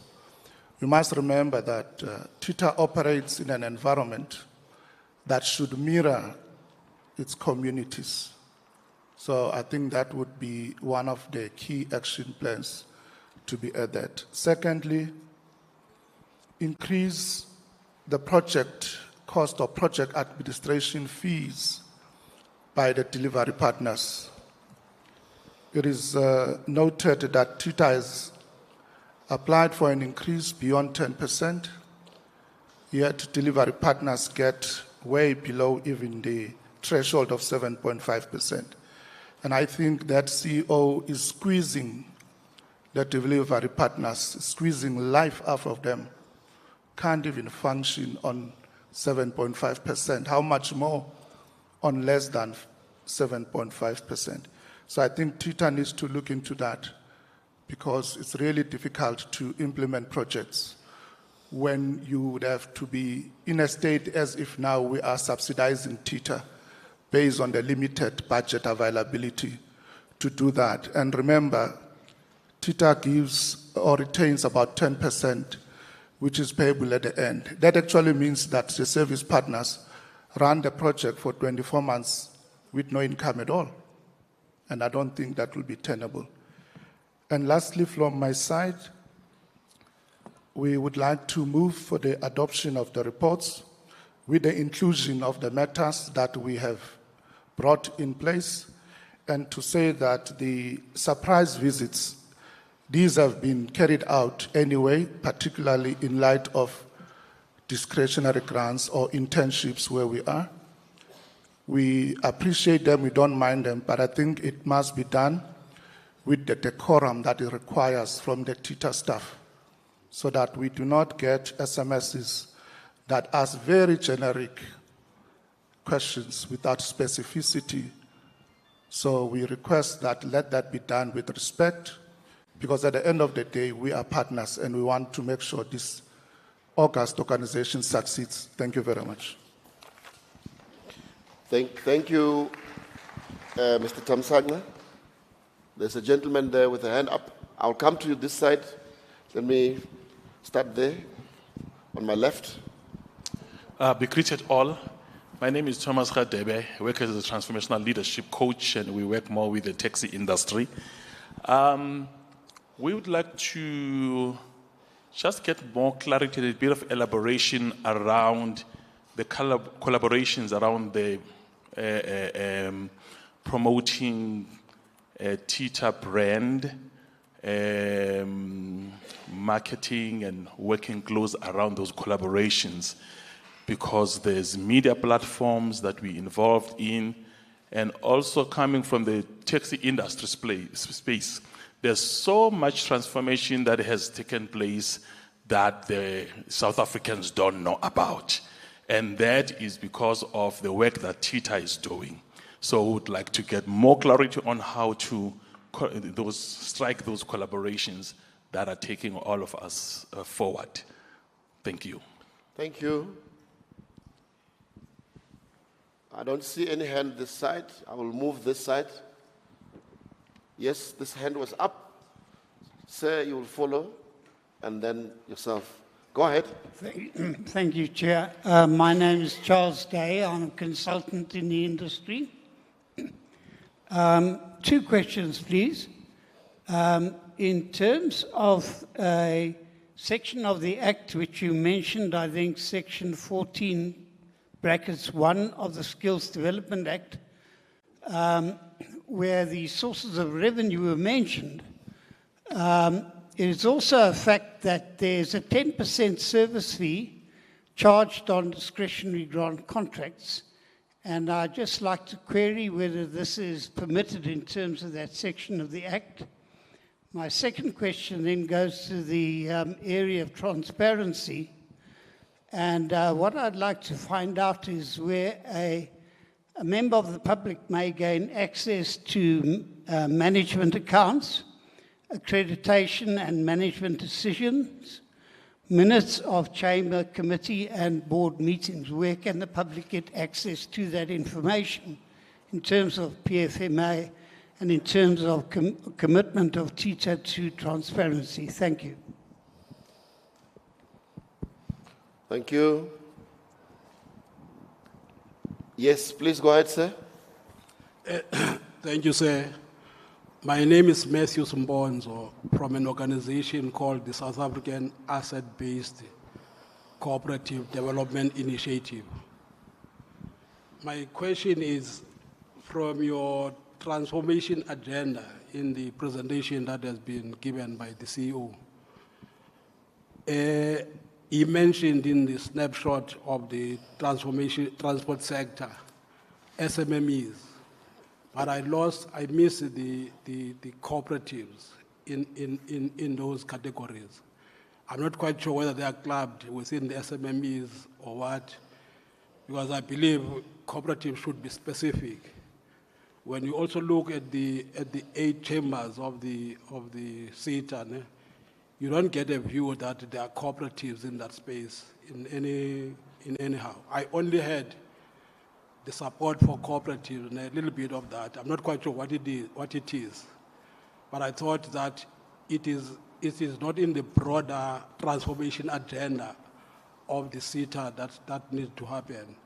Can she elaborate more on that as to whether the cooperatives are part of are clubbed within the SMMEs or are separate from that? If not, what could be the reason? Because I guess sometimes the reason might arise out of the problems that we're having in South Africa, not having a content on the primary school level, the high school level, and the tertiary on cooperatives. So people are a little bit ignorant about cooperatives. I'm saying meaning ignorant, not in a disrespectful way, but generally because there's no content about cooperatives, people do not understand what kind of animal a cooperative is. Thank you. Thank you. Please provide the gentleman with the mic, please. Go ahead, sir. All right, thanks, Chair. My name is Zweleto Magusheni. Chair, when you were noting stakeholders, I don't remember on a lighter note ourselves as training providers, but we are here, Chair. I am Zweleto Magusheni from Mwelasa, PTY Ltd. I've got 2 or 3 questions, Chair. Maybe the first would be more of comments that I'd want to engage and maybe the board to think about it. It's more on the reporting model of this AGM, Chair, and I'll explain what I mean by saying that. Whilst the CEO given us 2025, he gave us more on the operations, more on the performance. CFO came again 25 on the finances. Then now I think the next presentation, Ku will come and take us 27. I see a gap, Chair, and maybe as a value add, where we are given a reporting on the new financial year end that we are currently in, which is now 25-26. Perhaps, and I say this with the almost respect to say, perhaps as a value add, to be reflected to say as well, how have we done for the past? I think as we sit in November, we're sitting 7-8 months. That will really assist, Chair. And I will tell you why, Chair. I was raising questions with UCFO last year at this very AGM at Indaba in 4 ways, Chair. Some of the very issues that are coming in that meeting, they're still coming back now. Can, as our stakeholders, get to understand, as we see it 9 months, I stand to be corrected on the issue of financial statement reporting, whether you guys report quarterly and all that. But there would be readily available information if there are quarterly financial statements, and for us to get to understand, to say, of the issues that were raised last year, how are we doing 6 months, 8 months into this current financial year? One would also want to reflect a very important issue, Chair, that the gap that I'm talking about, everyone knows. 31st of March, the terms of the boards came to an end. What would have happened there? How has the TETA been doing in that interim period? I know that might not be statutory for you guys to come and report in this platform, but as a value add, So that we don't come back next year, November, CFO, CEO is reporting the same. But I want to also add on the chorus of qualification, Chair, just 2 or 3 questions. It is unacceptable, Chair. Just oppose the new vision with the qualification. We're almost looking like we are not being serious. We are saying we want to be global leaders that are still having qualifications. That doesn't make sense, Chair. Because when you talk global leader, the first thing you need to resolve your own house.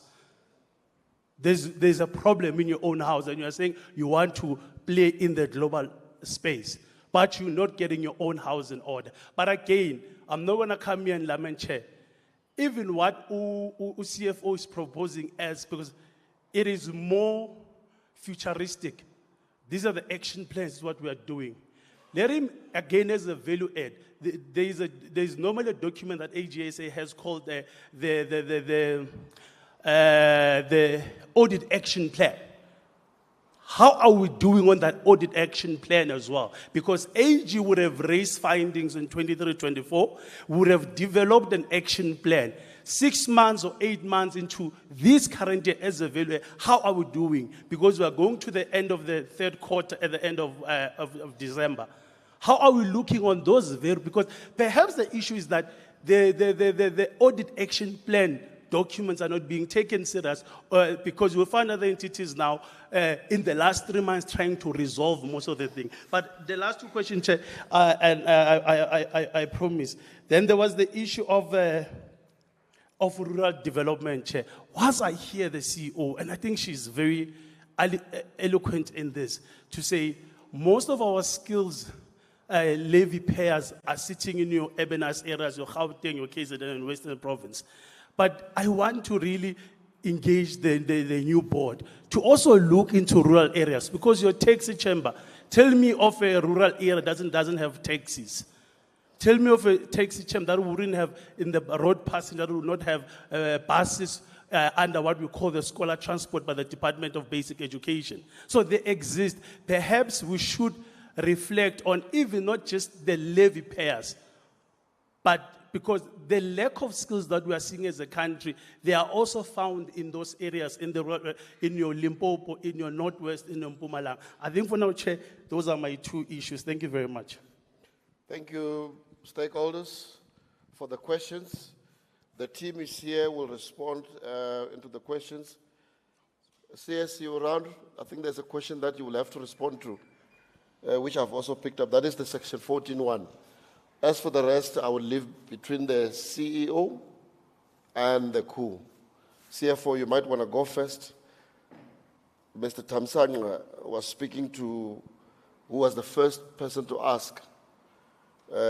These questions were more directed towards you. The 10.5% story versus the 7.5% story, which is the project cap, I believe, as opposed to the 10.5 administration, that we are kept, or it's kept to us to do our operations.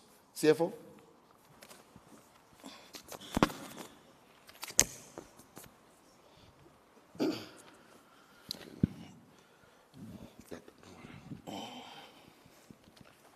No, thank you, Chair.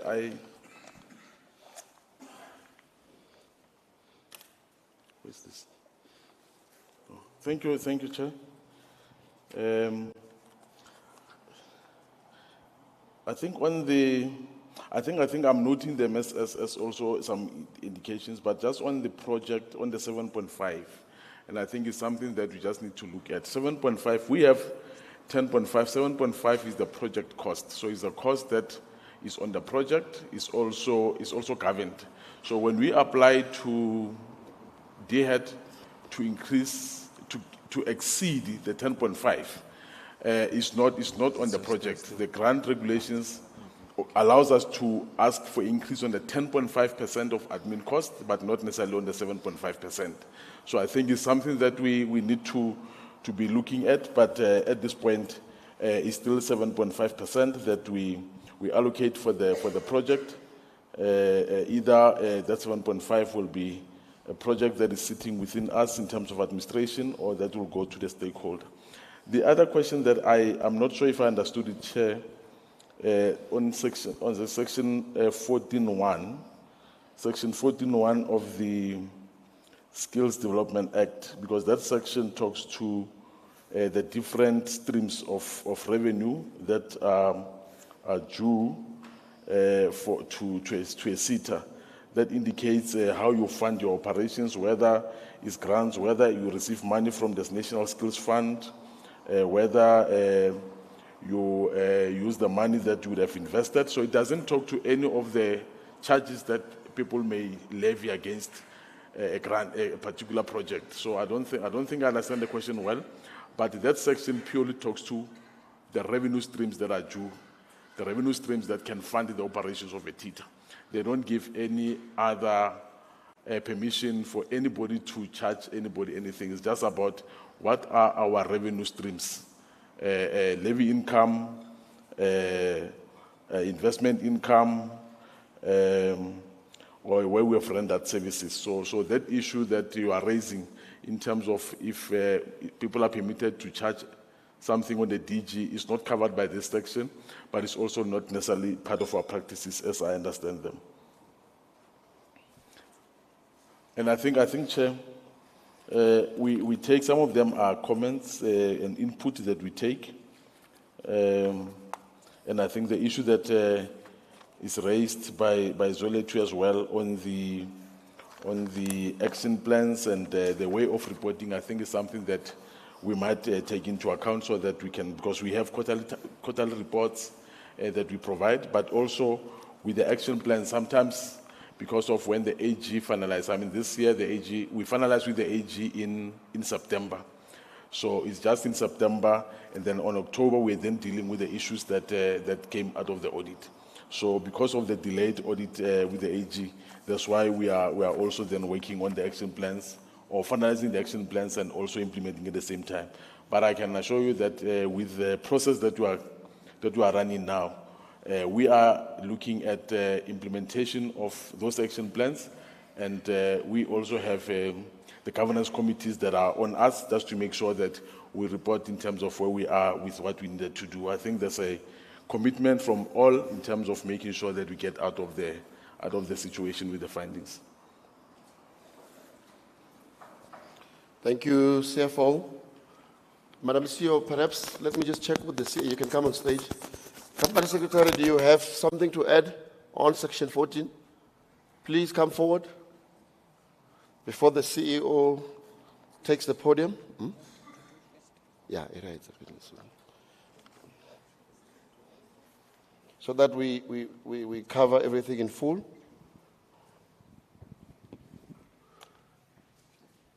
You're not mic'd. Can you borrow him the roving mic, please, because there's none here?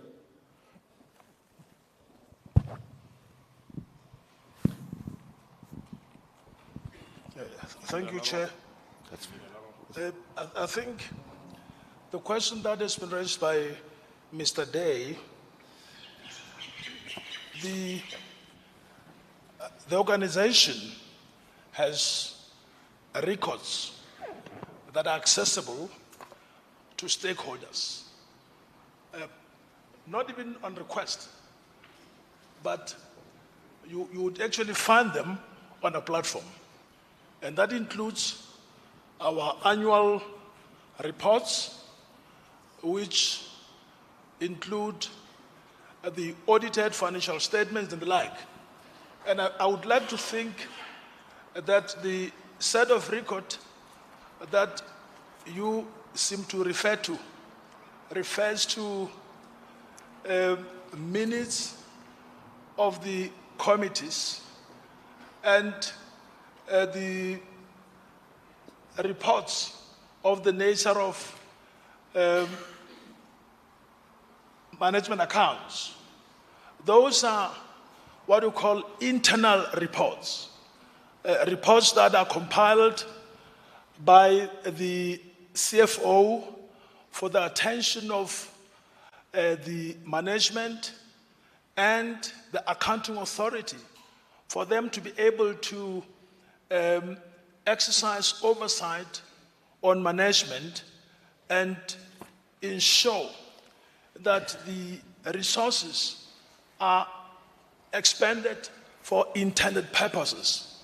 However, as you may know, the Promotion of Access to Information Act does give a right to all citizens to request information.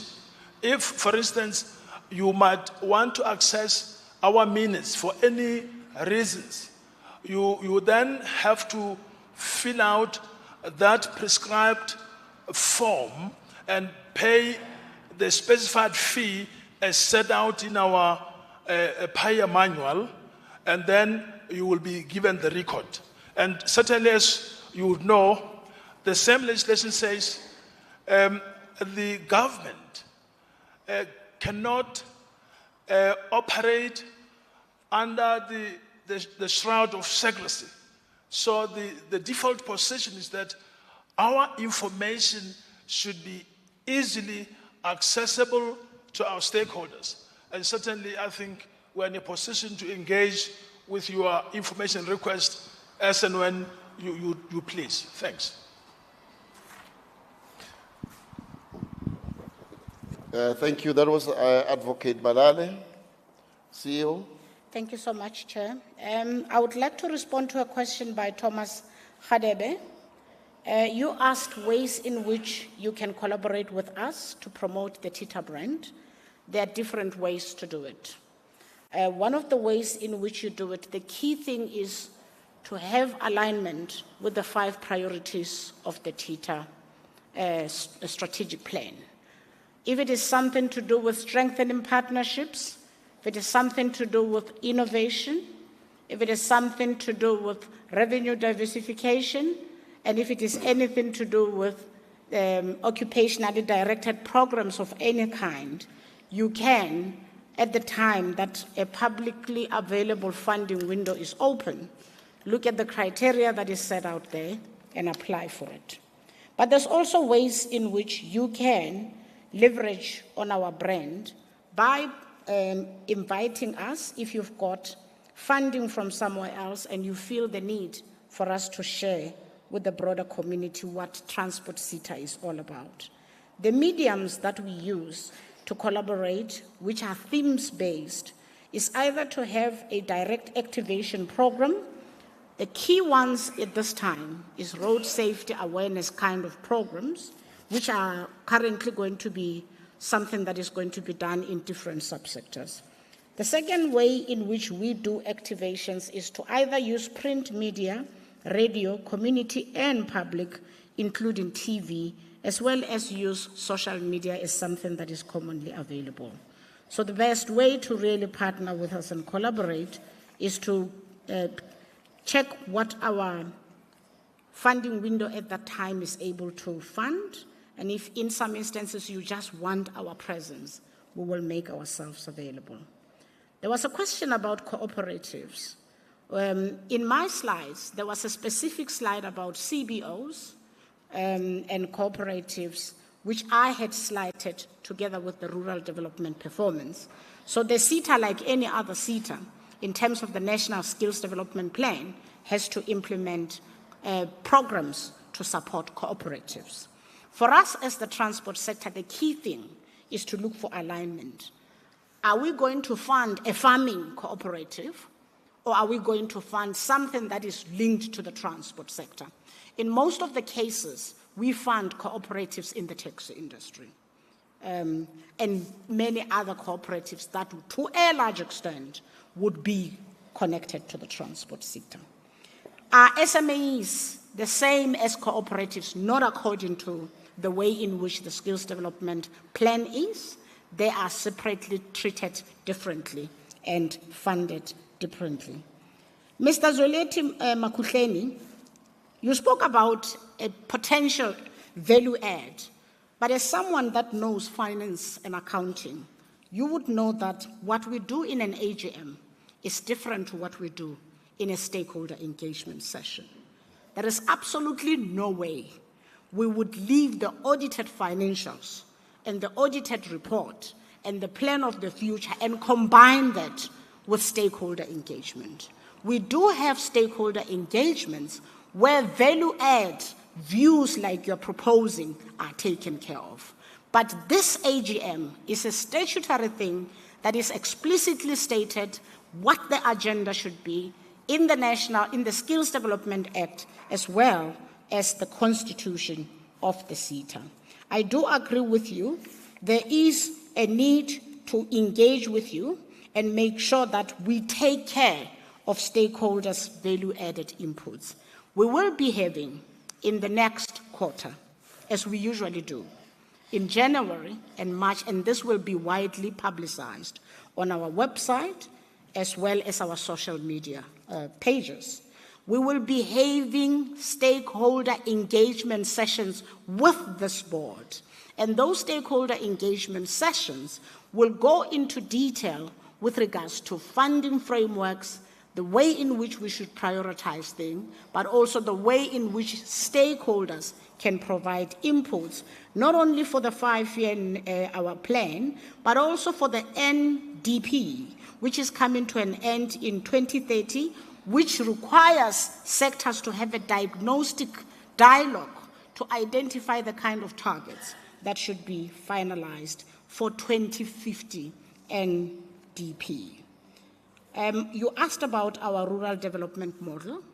Our rural development model is such that it currently really depends on demand.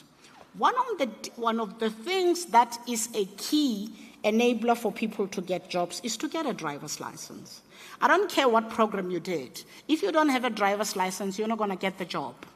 And the reality is, people that are in rural areas actually find it, if they do apply for a rural development program that includes providing unemployed youth or people that have just finished a program to get a driver's license, it actually enables them to get a job. So our key programs that we do support for rural areas have to do with providing them with a skill, and in most cases people apply for rural development model.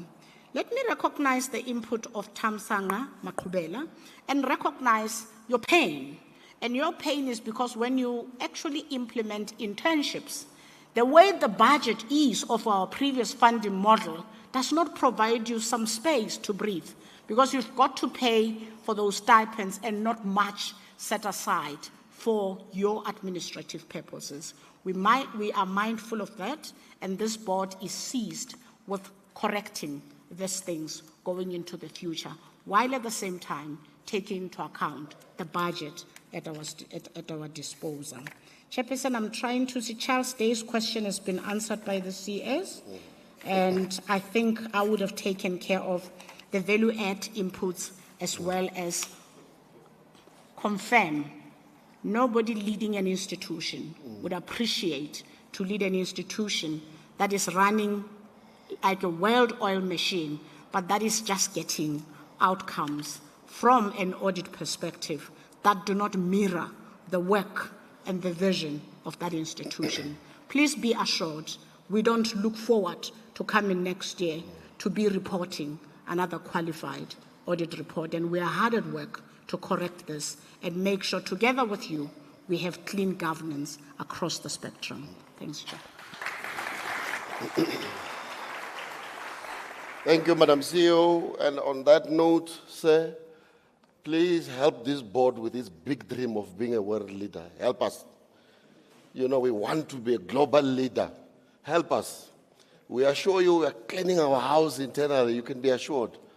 Especially considering that at one stage this entity, hence the comment, a well-oiled machine, that we had achieved 13 successful, unqualified opinions outcome from the AG. It's only in the last 3 years. Well, those 13 were topped up by 2 clean audits. It's only in the last 3 years that we have had to have a huge wake-up call. It is painful, and as the Madam CEO has said, there are stakeholder engagement sessions, and those value-add comments are most welcome going forward. On that note, that then, on behalf of the board, this is the board's program, because if I don't acknowledge the board, I might be kicked out of acting. The next item on the agenda will be to request you, our esteemed stakeholders, to help us adopt the 2024-2025 annual report by way of raising your hand and state your name and move for adoption, and have the second person does the same, seconding the adoption of the 2024-2025 annual report, which was audited by the Auditor General of South Africa. Stakeholders, can we have a mover and a seconder, please? Sir, can you give him the mic?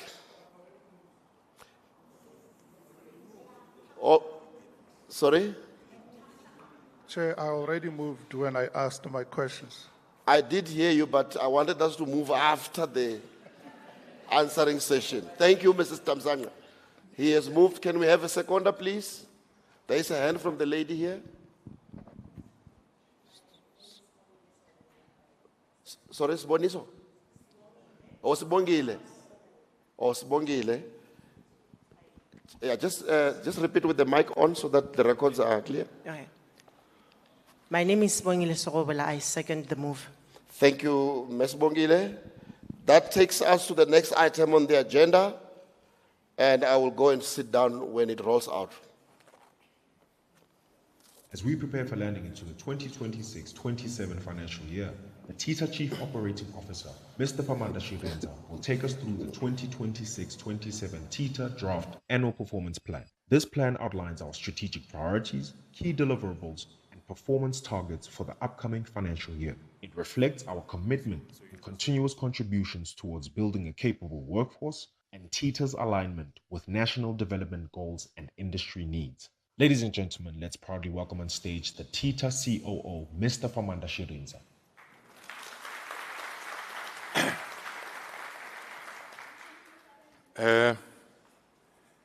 Thank you so much. I want, when Madam CEO stood up to present, she said that she would go with the chairperson in terms of the protocol. I think I will do the same. If you look at my picture there, you can see I'm a little bit of a yellow bone. If you look closely to it, board member Mlifi Islam, you can see. Thank you so much. My job is to present the draft annual performance plan for 2026-2027. My presentation outline will look at the 2025 to 2030 strategic focus. You can't just jump and present an APP if you don't, you must at least prepare the ground and indicate where you're coming from.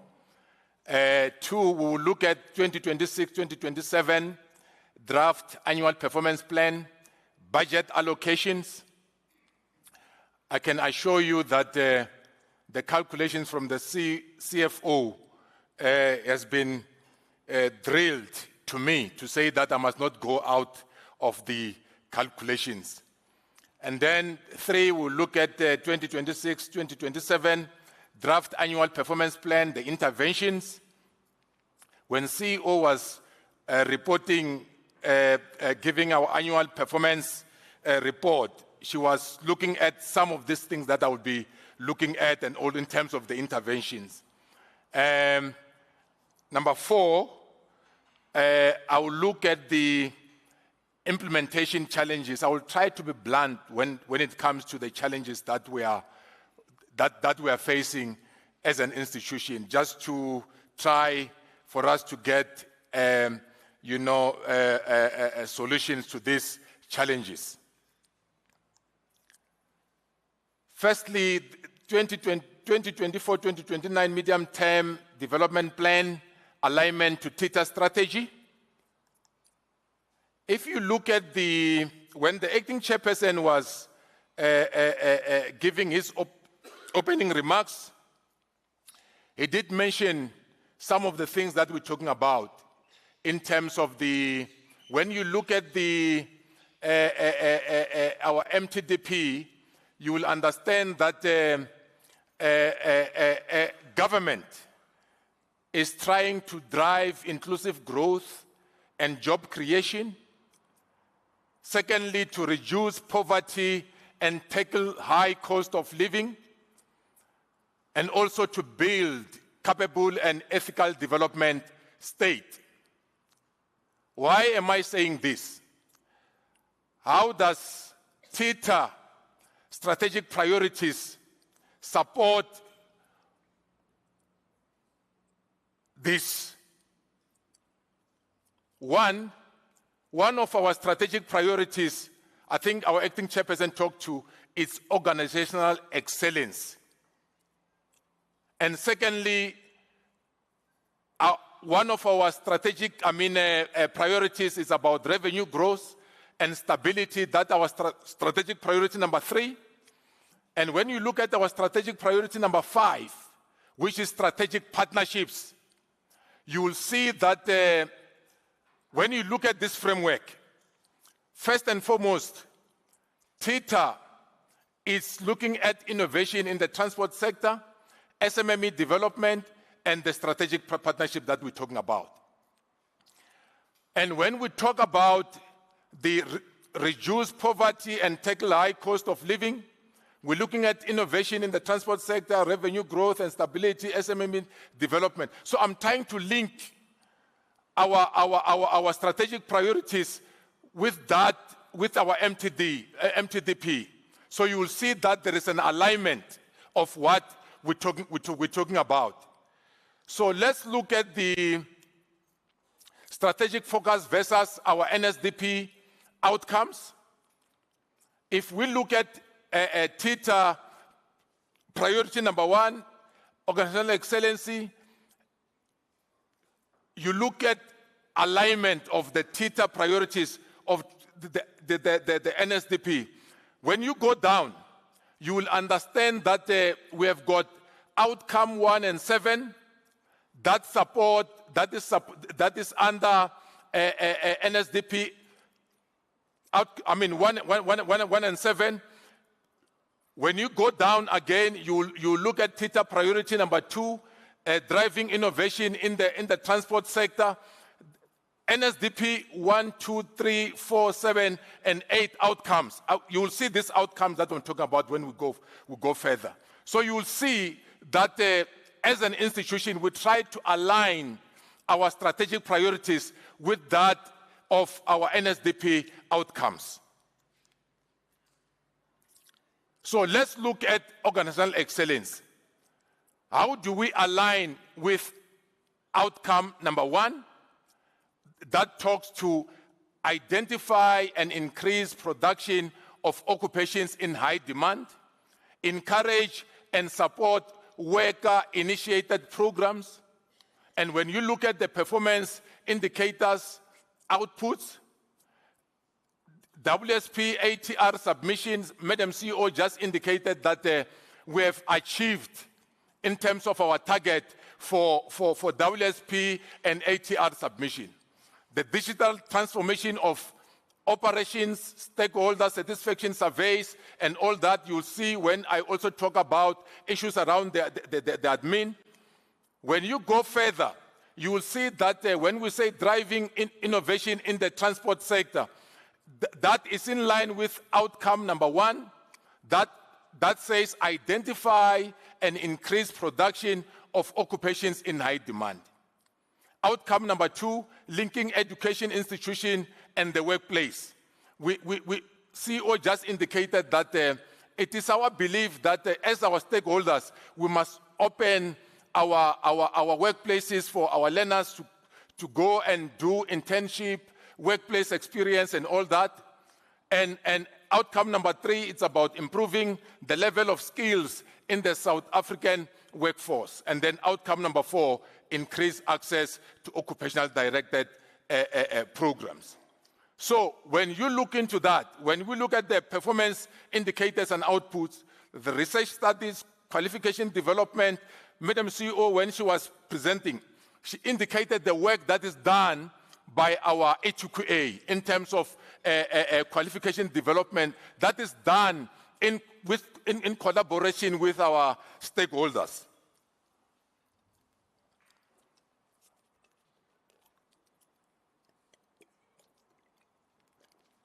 And then when we go further, it reminds me of when we talk about the implementation of skills programs, learnership, apprenticeships, as well as regulatory programs. It reminds me, Board Member Mulif, yesterday when you were talking about the skills, issues around the skills programs and all those things, that we should be able to complete at least within 6 months for us to be able to report completions without fail at the end of the day.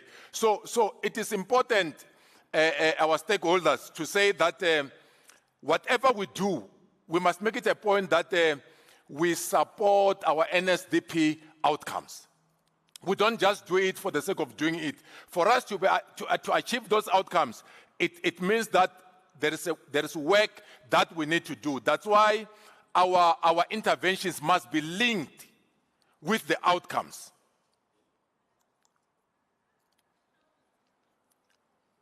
Then these are 2026 strategic focus versus NSDP outcomes. I don't want to labor much, so you can see the alignment that we're talking about in this regard. Issues around revenue growth and stability, supporting SMMEs development, strengthening strategic partnership.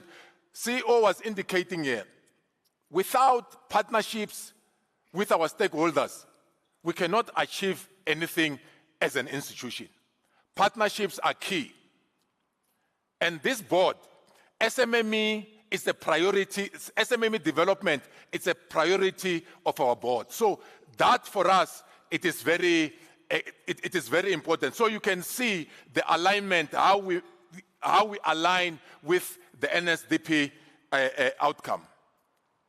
So now let's come to the second year of 2025 to 2030 strategy. So when we look at the administration, here in the previous financial year, I mean in 2025-2026, for administration we had a budget of 16.1 million coming from the DGs. For 2026-2027, CFO said no. The admin must come from the 10.5%. Not so, CFO. How did we arrive to this decision? It is based on the queries that we had with AG. This is part of us trying to avoid the queries that we had with the AG about funding certain interventions from the DGs. So that's the reason why now we don't have that 16 million that we had in the previous years, but now we will be funding that coming from the 10.5%.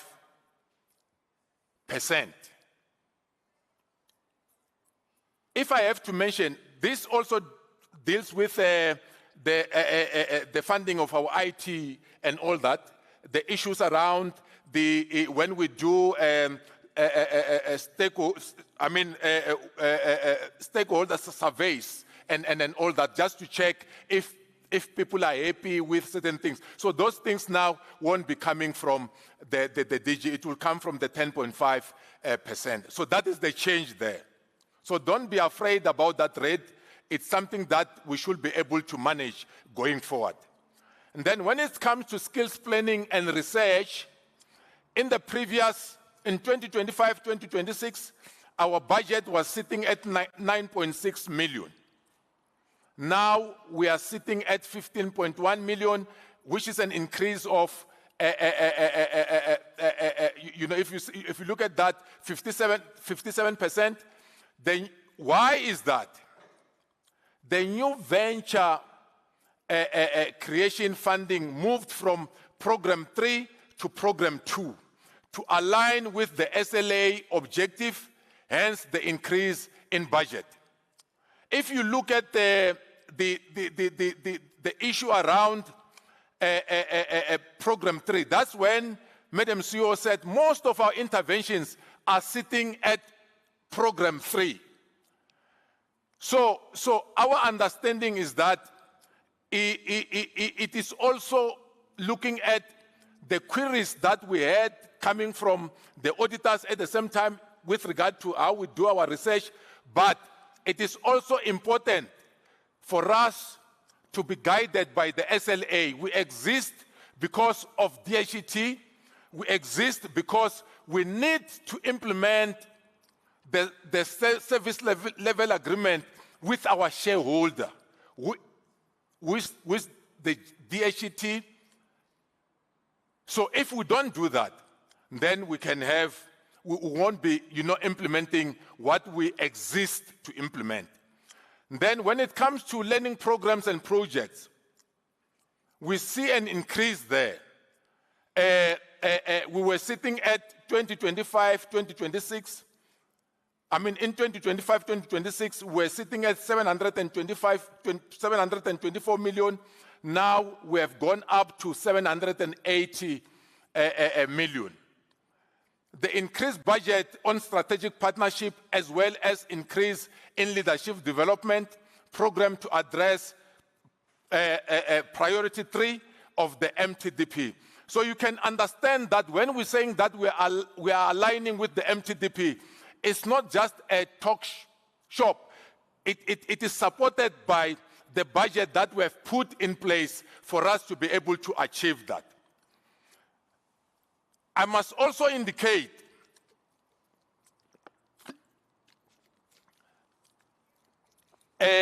when we speak about strategic partnerships, if it is the priority of the board that we must have strategic partnerships and you don't fund that, it will mean that you are not taking the board seriously in that regard. Partnerships is the priority of this institution. When we go to quality assurance systems,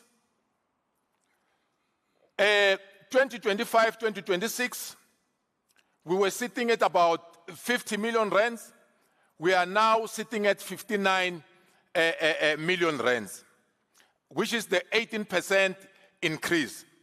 Let me indicate that although CEO has spoke about it, although 0.5% goes to QCTO, but most of the work is done by the TETA.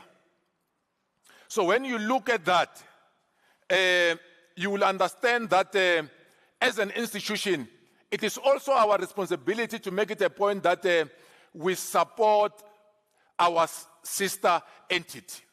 So this is done for us to be able to, increase the budget as the centers of specialization was allocated a separate budget from artisan budget. You will see at a later stage, I will speak about centers of specialization in one of my slides.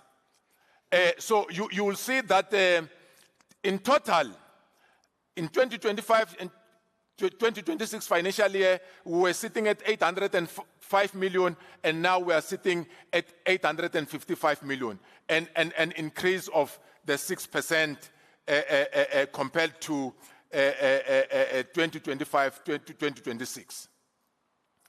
And this budget growth is consistent with the aforementioned remarks. So let's look at the interventions. In terms of bursaries, in 2025, 2026, the number that we had is it was 350, and now we have we have gone to 355.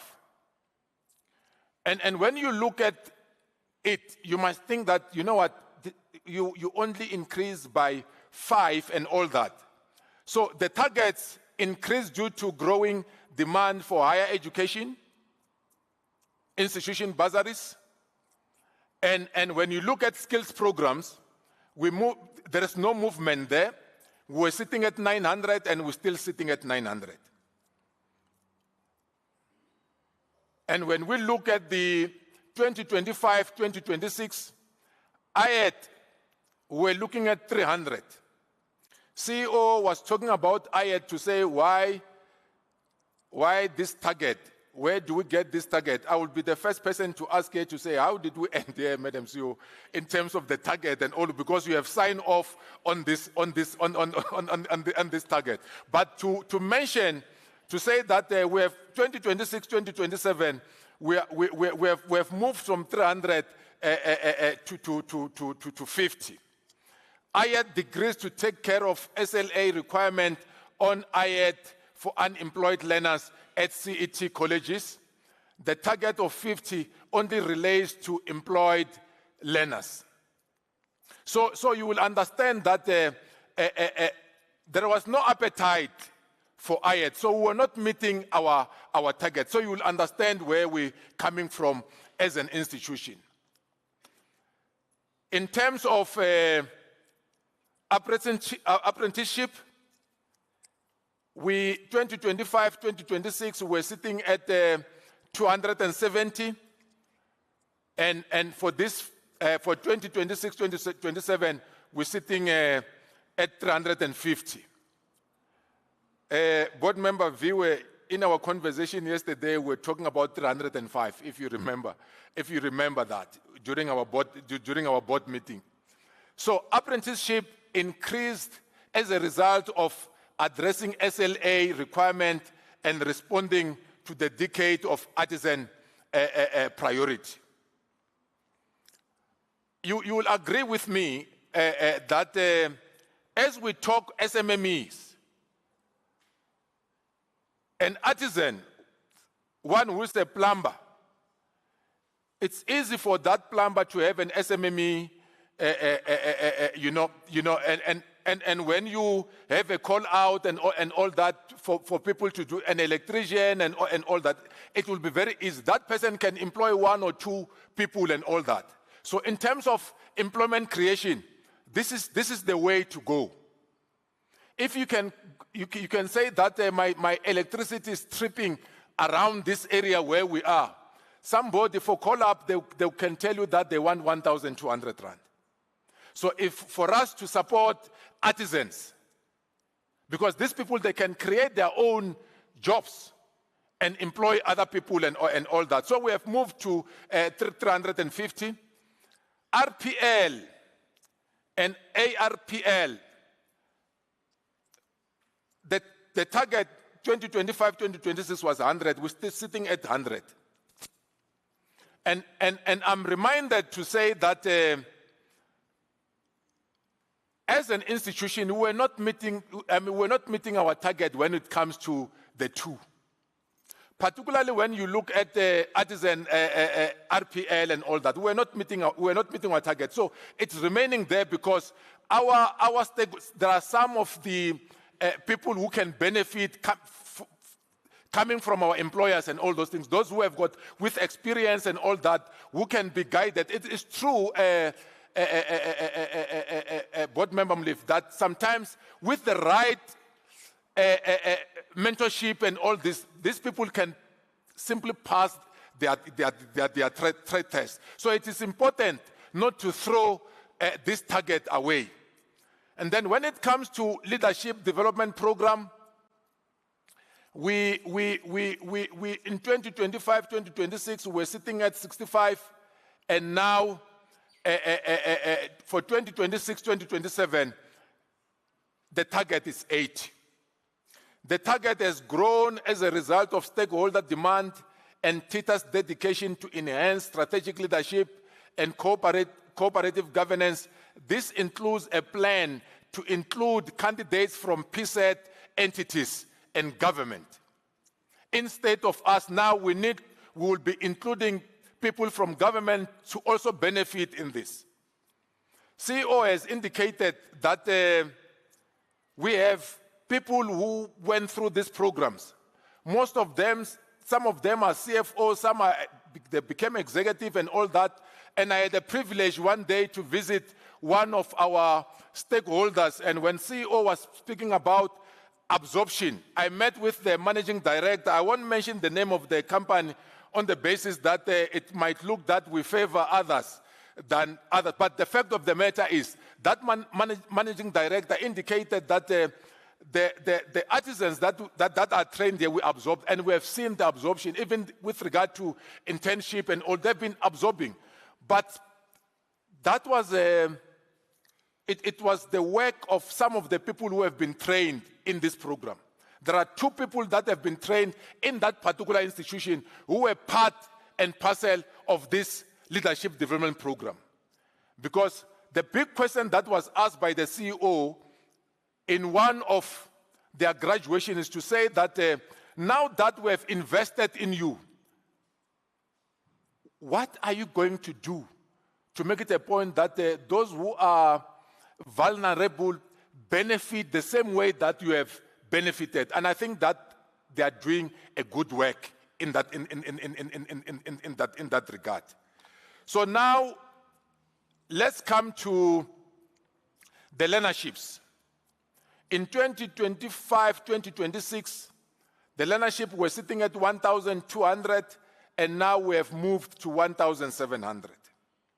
The learnership increased due to the demand as per baseline information, as well as the move to implement occupational qualifications as learnerships. You'll remember when we were, in terms of, as part of our annual report, we did not, we had a target of around 30 for occupational qualifications, the target and all that. We did not achieve. Let me tell you something about this. One of the examiners of this ASA is part of this gathering. And we know that the pass rate, it's about 38%, if it's not 39%, and all that.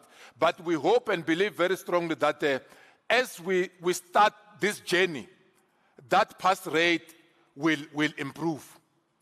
It is on the basis that some of them is for the first time, and some of them is because the dates of examination, I mean, if you have completed in July, you have to go and write, you get a date in October and all that. Somehow, something is lost on the way. So those are the things that we need to make it a point that you work on them. When it comes to HET workplace experience, we were sitting at 100 in 2025-2026. Now we have gone to 108. HEI and TVET workplace increased due to the demand for workplace experience for learners to obtain a full qualification. There are those of us that, we don't understand how important it is for these learners to get workplace experience, for them to be able to complete their qualifications. If you are a TVET learner, if you come from TVET, you spend 18 months at a TVET college. You need another 18 months for you to be able to complete, to have your national diploma. So it's very important. It's very important for us to be able to support as stakeholders. You have seen TVET work experience. We're sitting at 700, and now we are going to 750. And without wasting, let me tell you a story about this TVET work experience. As TETA, our target used to be 250 until the minister said, at a go, the minister said 1,000. If you remember, acting chair, you were part of the board, they want 1,000. And then at some stage, we negotiated to 700 and all those things. Under saying that CFO, go and get money there, whatever, and all that. So now we are sitting at 750 without being pushed by the minister. And we realize that is the right thing to do. When it comes to internships, we were at 350, now we're sitting at 400. The target increased due to the demand for workplace experience to improve employability. When CEO was presenting, there is part that she indicated that in terms of we have achieved our adoption target that we set and all that. So this will also assist our beneficiaries at least to be employable. Now we come to 4IR and green skills. Things have changed. You can see that we had no target in 2025, 2026. That tells you that issues around innovation are taken very seriously. This is a new target to address the strategic priority 2 relating to innovation in the transport sector. It's an open secret that as an institution, we are partnering with the MQA, TETA, and CSIR in this regard. As an institution, the other part is that small and medium enterprises funded plus NLPEs. We were sitting at 250, now we're sitting at 100. The target has been amended to align with the SLA. The NLPE portion will be dealt with as part of the operational plan.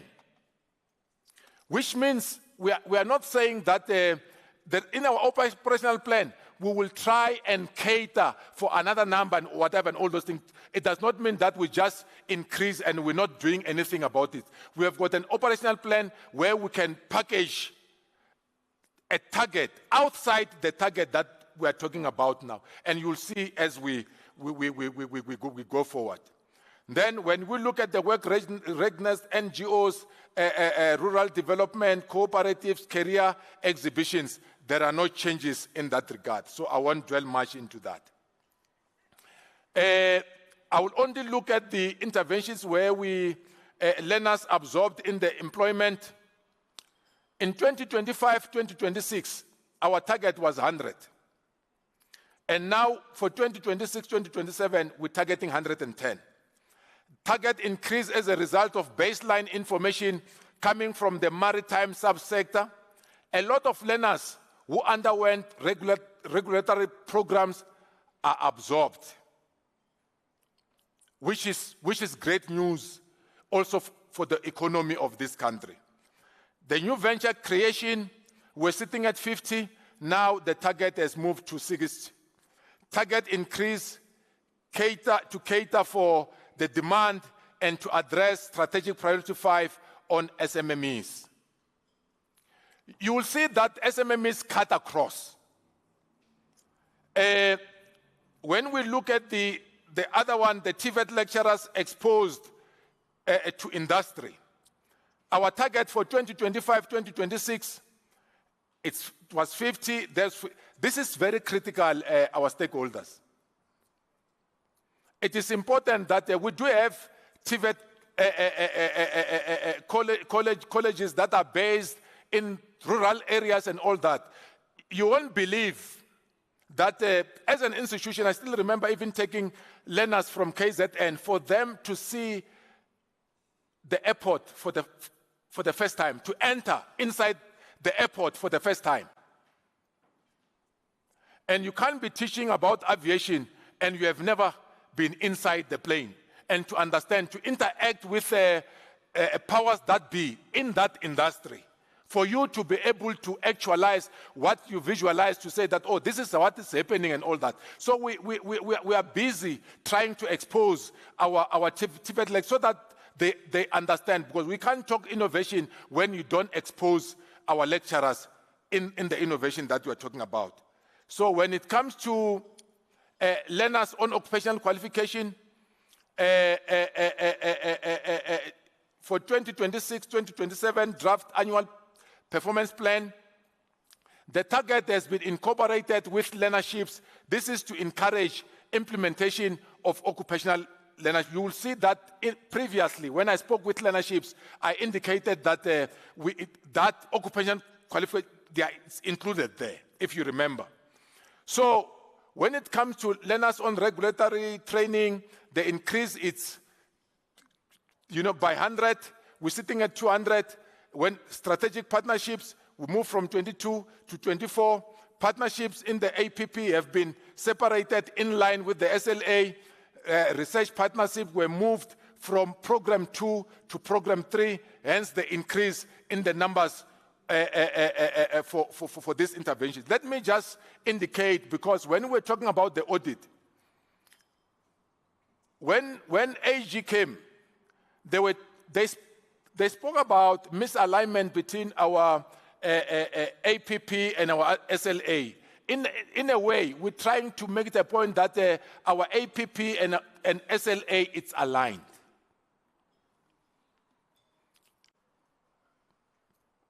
So let's come to the challenges. And I'm not I'm not just repeating myself, but these are real challenges that we are facing. One, poor learner stipend management, including reconciliations.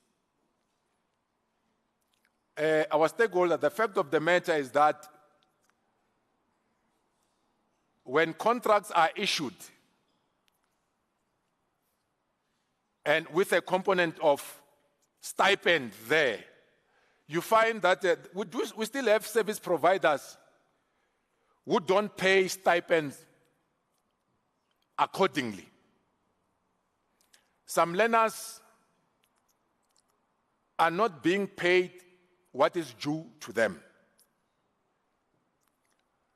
There is something that we spoke about here in terms of the transport, the levy-paying companies. You find them in Gauteng, you find them in KZN, you find them in the Western Cape. There are many learners who are leaving rural areas to go to these areas that I'm talking about, because the workplace experience, you can only find them in those areas. And those areas, when they leave Lusikisiki in the Eastern Cape to come here, they use the very same stipends to pay for their rent when they are here, to buy food and all that. And the moment we fail to pay them stipend, it's something else. Our service providers, let's make it a point that when the stipend, this is not our money, this is not our profit. Let's use our money that is due to us. You will see that it's painful in a sense that when AG visit, and without telling TETA that they are going to Famanda PTY Ltd, they interview 4 or 5 of those learners, and the learner said, we have not been paid stipends. This is a matter of concern. And then CFO spoke about this, late submission of claims, which also affect our payables. I won't go further in that. CFO did speak to that. And I think that we have listened to what he was saying. Late implementation of contracts, he spoke to that. You have 60 days within which you need to implement your contract. You can't be going to board and say that I've got this non-moving contracts and all that. I'm sorry. I'm not used to this. I come from a village. So these things, I saw a computer for the first time when I was booking a meal at the University of the North back then. So I'm saying This is the matter that I think for all of us, we need to address. As we come and report to you about our performance in the previous financial year, but this is the matter that we need to address. Lack of appetite for skills development programs by other PSET institutions. I said other PSET institutions. There is something that the CEO has indicated, that in terms of our centers of specialization, we have given that contract to one of the PSET institutions. We're not doing well in terms of our CETs, for example, and all that, because that's where we need to invest most and all that. So it will be important for us to have that. And some of the programs that we're talking about, the leadership development program, it will also assist us in this regard. And lastly, the co-funding partnerships. TETA don't have all the monies to cover all the programs that we need to do. Co-funding is very critical. If you come to TETA and say, TETA, I want to run this program. I've got 3 million rands to run this program. I'll be running this from the Cape Flats, rural areas and all that.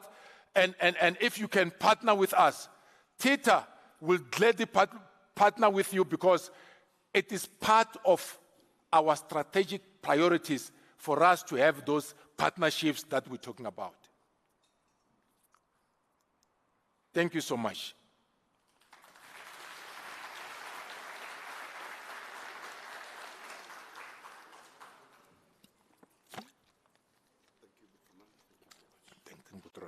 Thank you, Ku Butfamanda.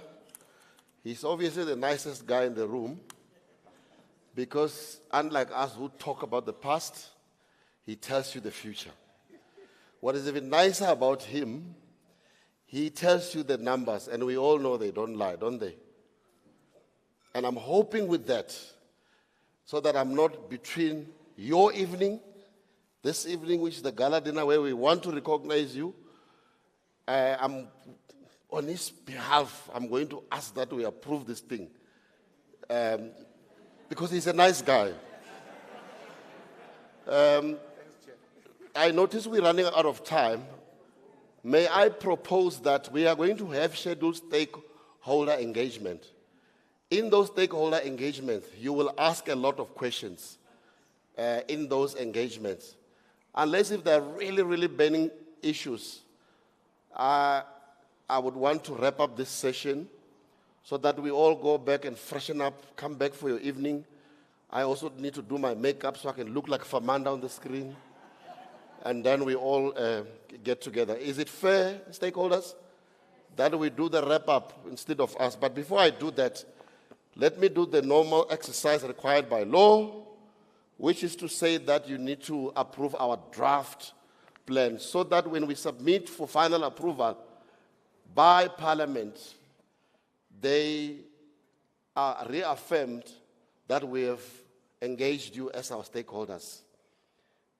Similarly, please raise your hand, state your name, and move for the adoption of the draft strat plan as well as the draft APP for 2026-2027 financial year. Yes, ma'am, please go ahead. I'm Engine Lovu from PADCO. I move for the adoption of the draft APP. Thank you, ma'am. May we have a seconder? Yes. Oh, say you were first. My apology. You can rubber stamp though. Yes. My name is Ntutugo and my surname is Ulu. I second. Thanks. Thank you, sir, for seconding.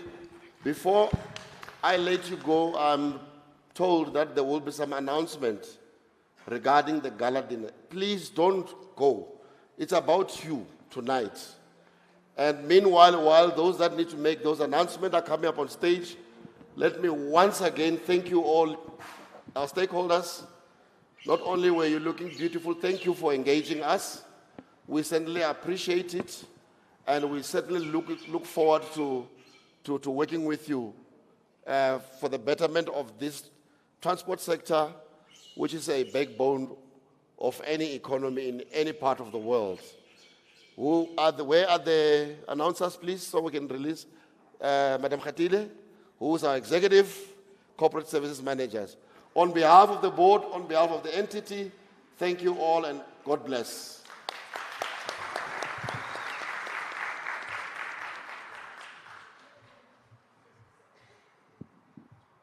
Thank you very much, Acting Chair, the board members, the stakeholders. Let me then just say all protocol observed.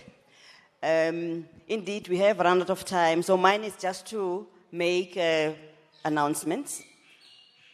We are required to at least usher you out now that the formal part of the session is now concluded. When you leave the room, you'll be ushered out. Just outside the room, there's a table with gifts just to appreciate your being here today and the work that you're doing with us at TETA. While you are ushered out, we will be turning the room so that when you come back, at least the room will be at that level that will be aligned with the recognition that we need to do of your work in the industry. So allow us to turn the room. There is a marquee where you can relax and have refreshments, and those that would like to go and look and prep up and so that you look differently and we cannot recognize you when you come back, you're allowed to do that. The ushers will show you there 1 or 2 rooms where we will be able to do that. But otherwise, please go and relax. We will be back here at 7:30. Thank you very much.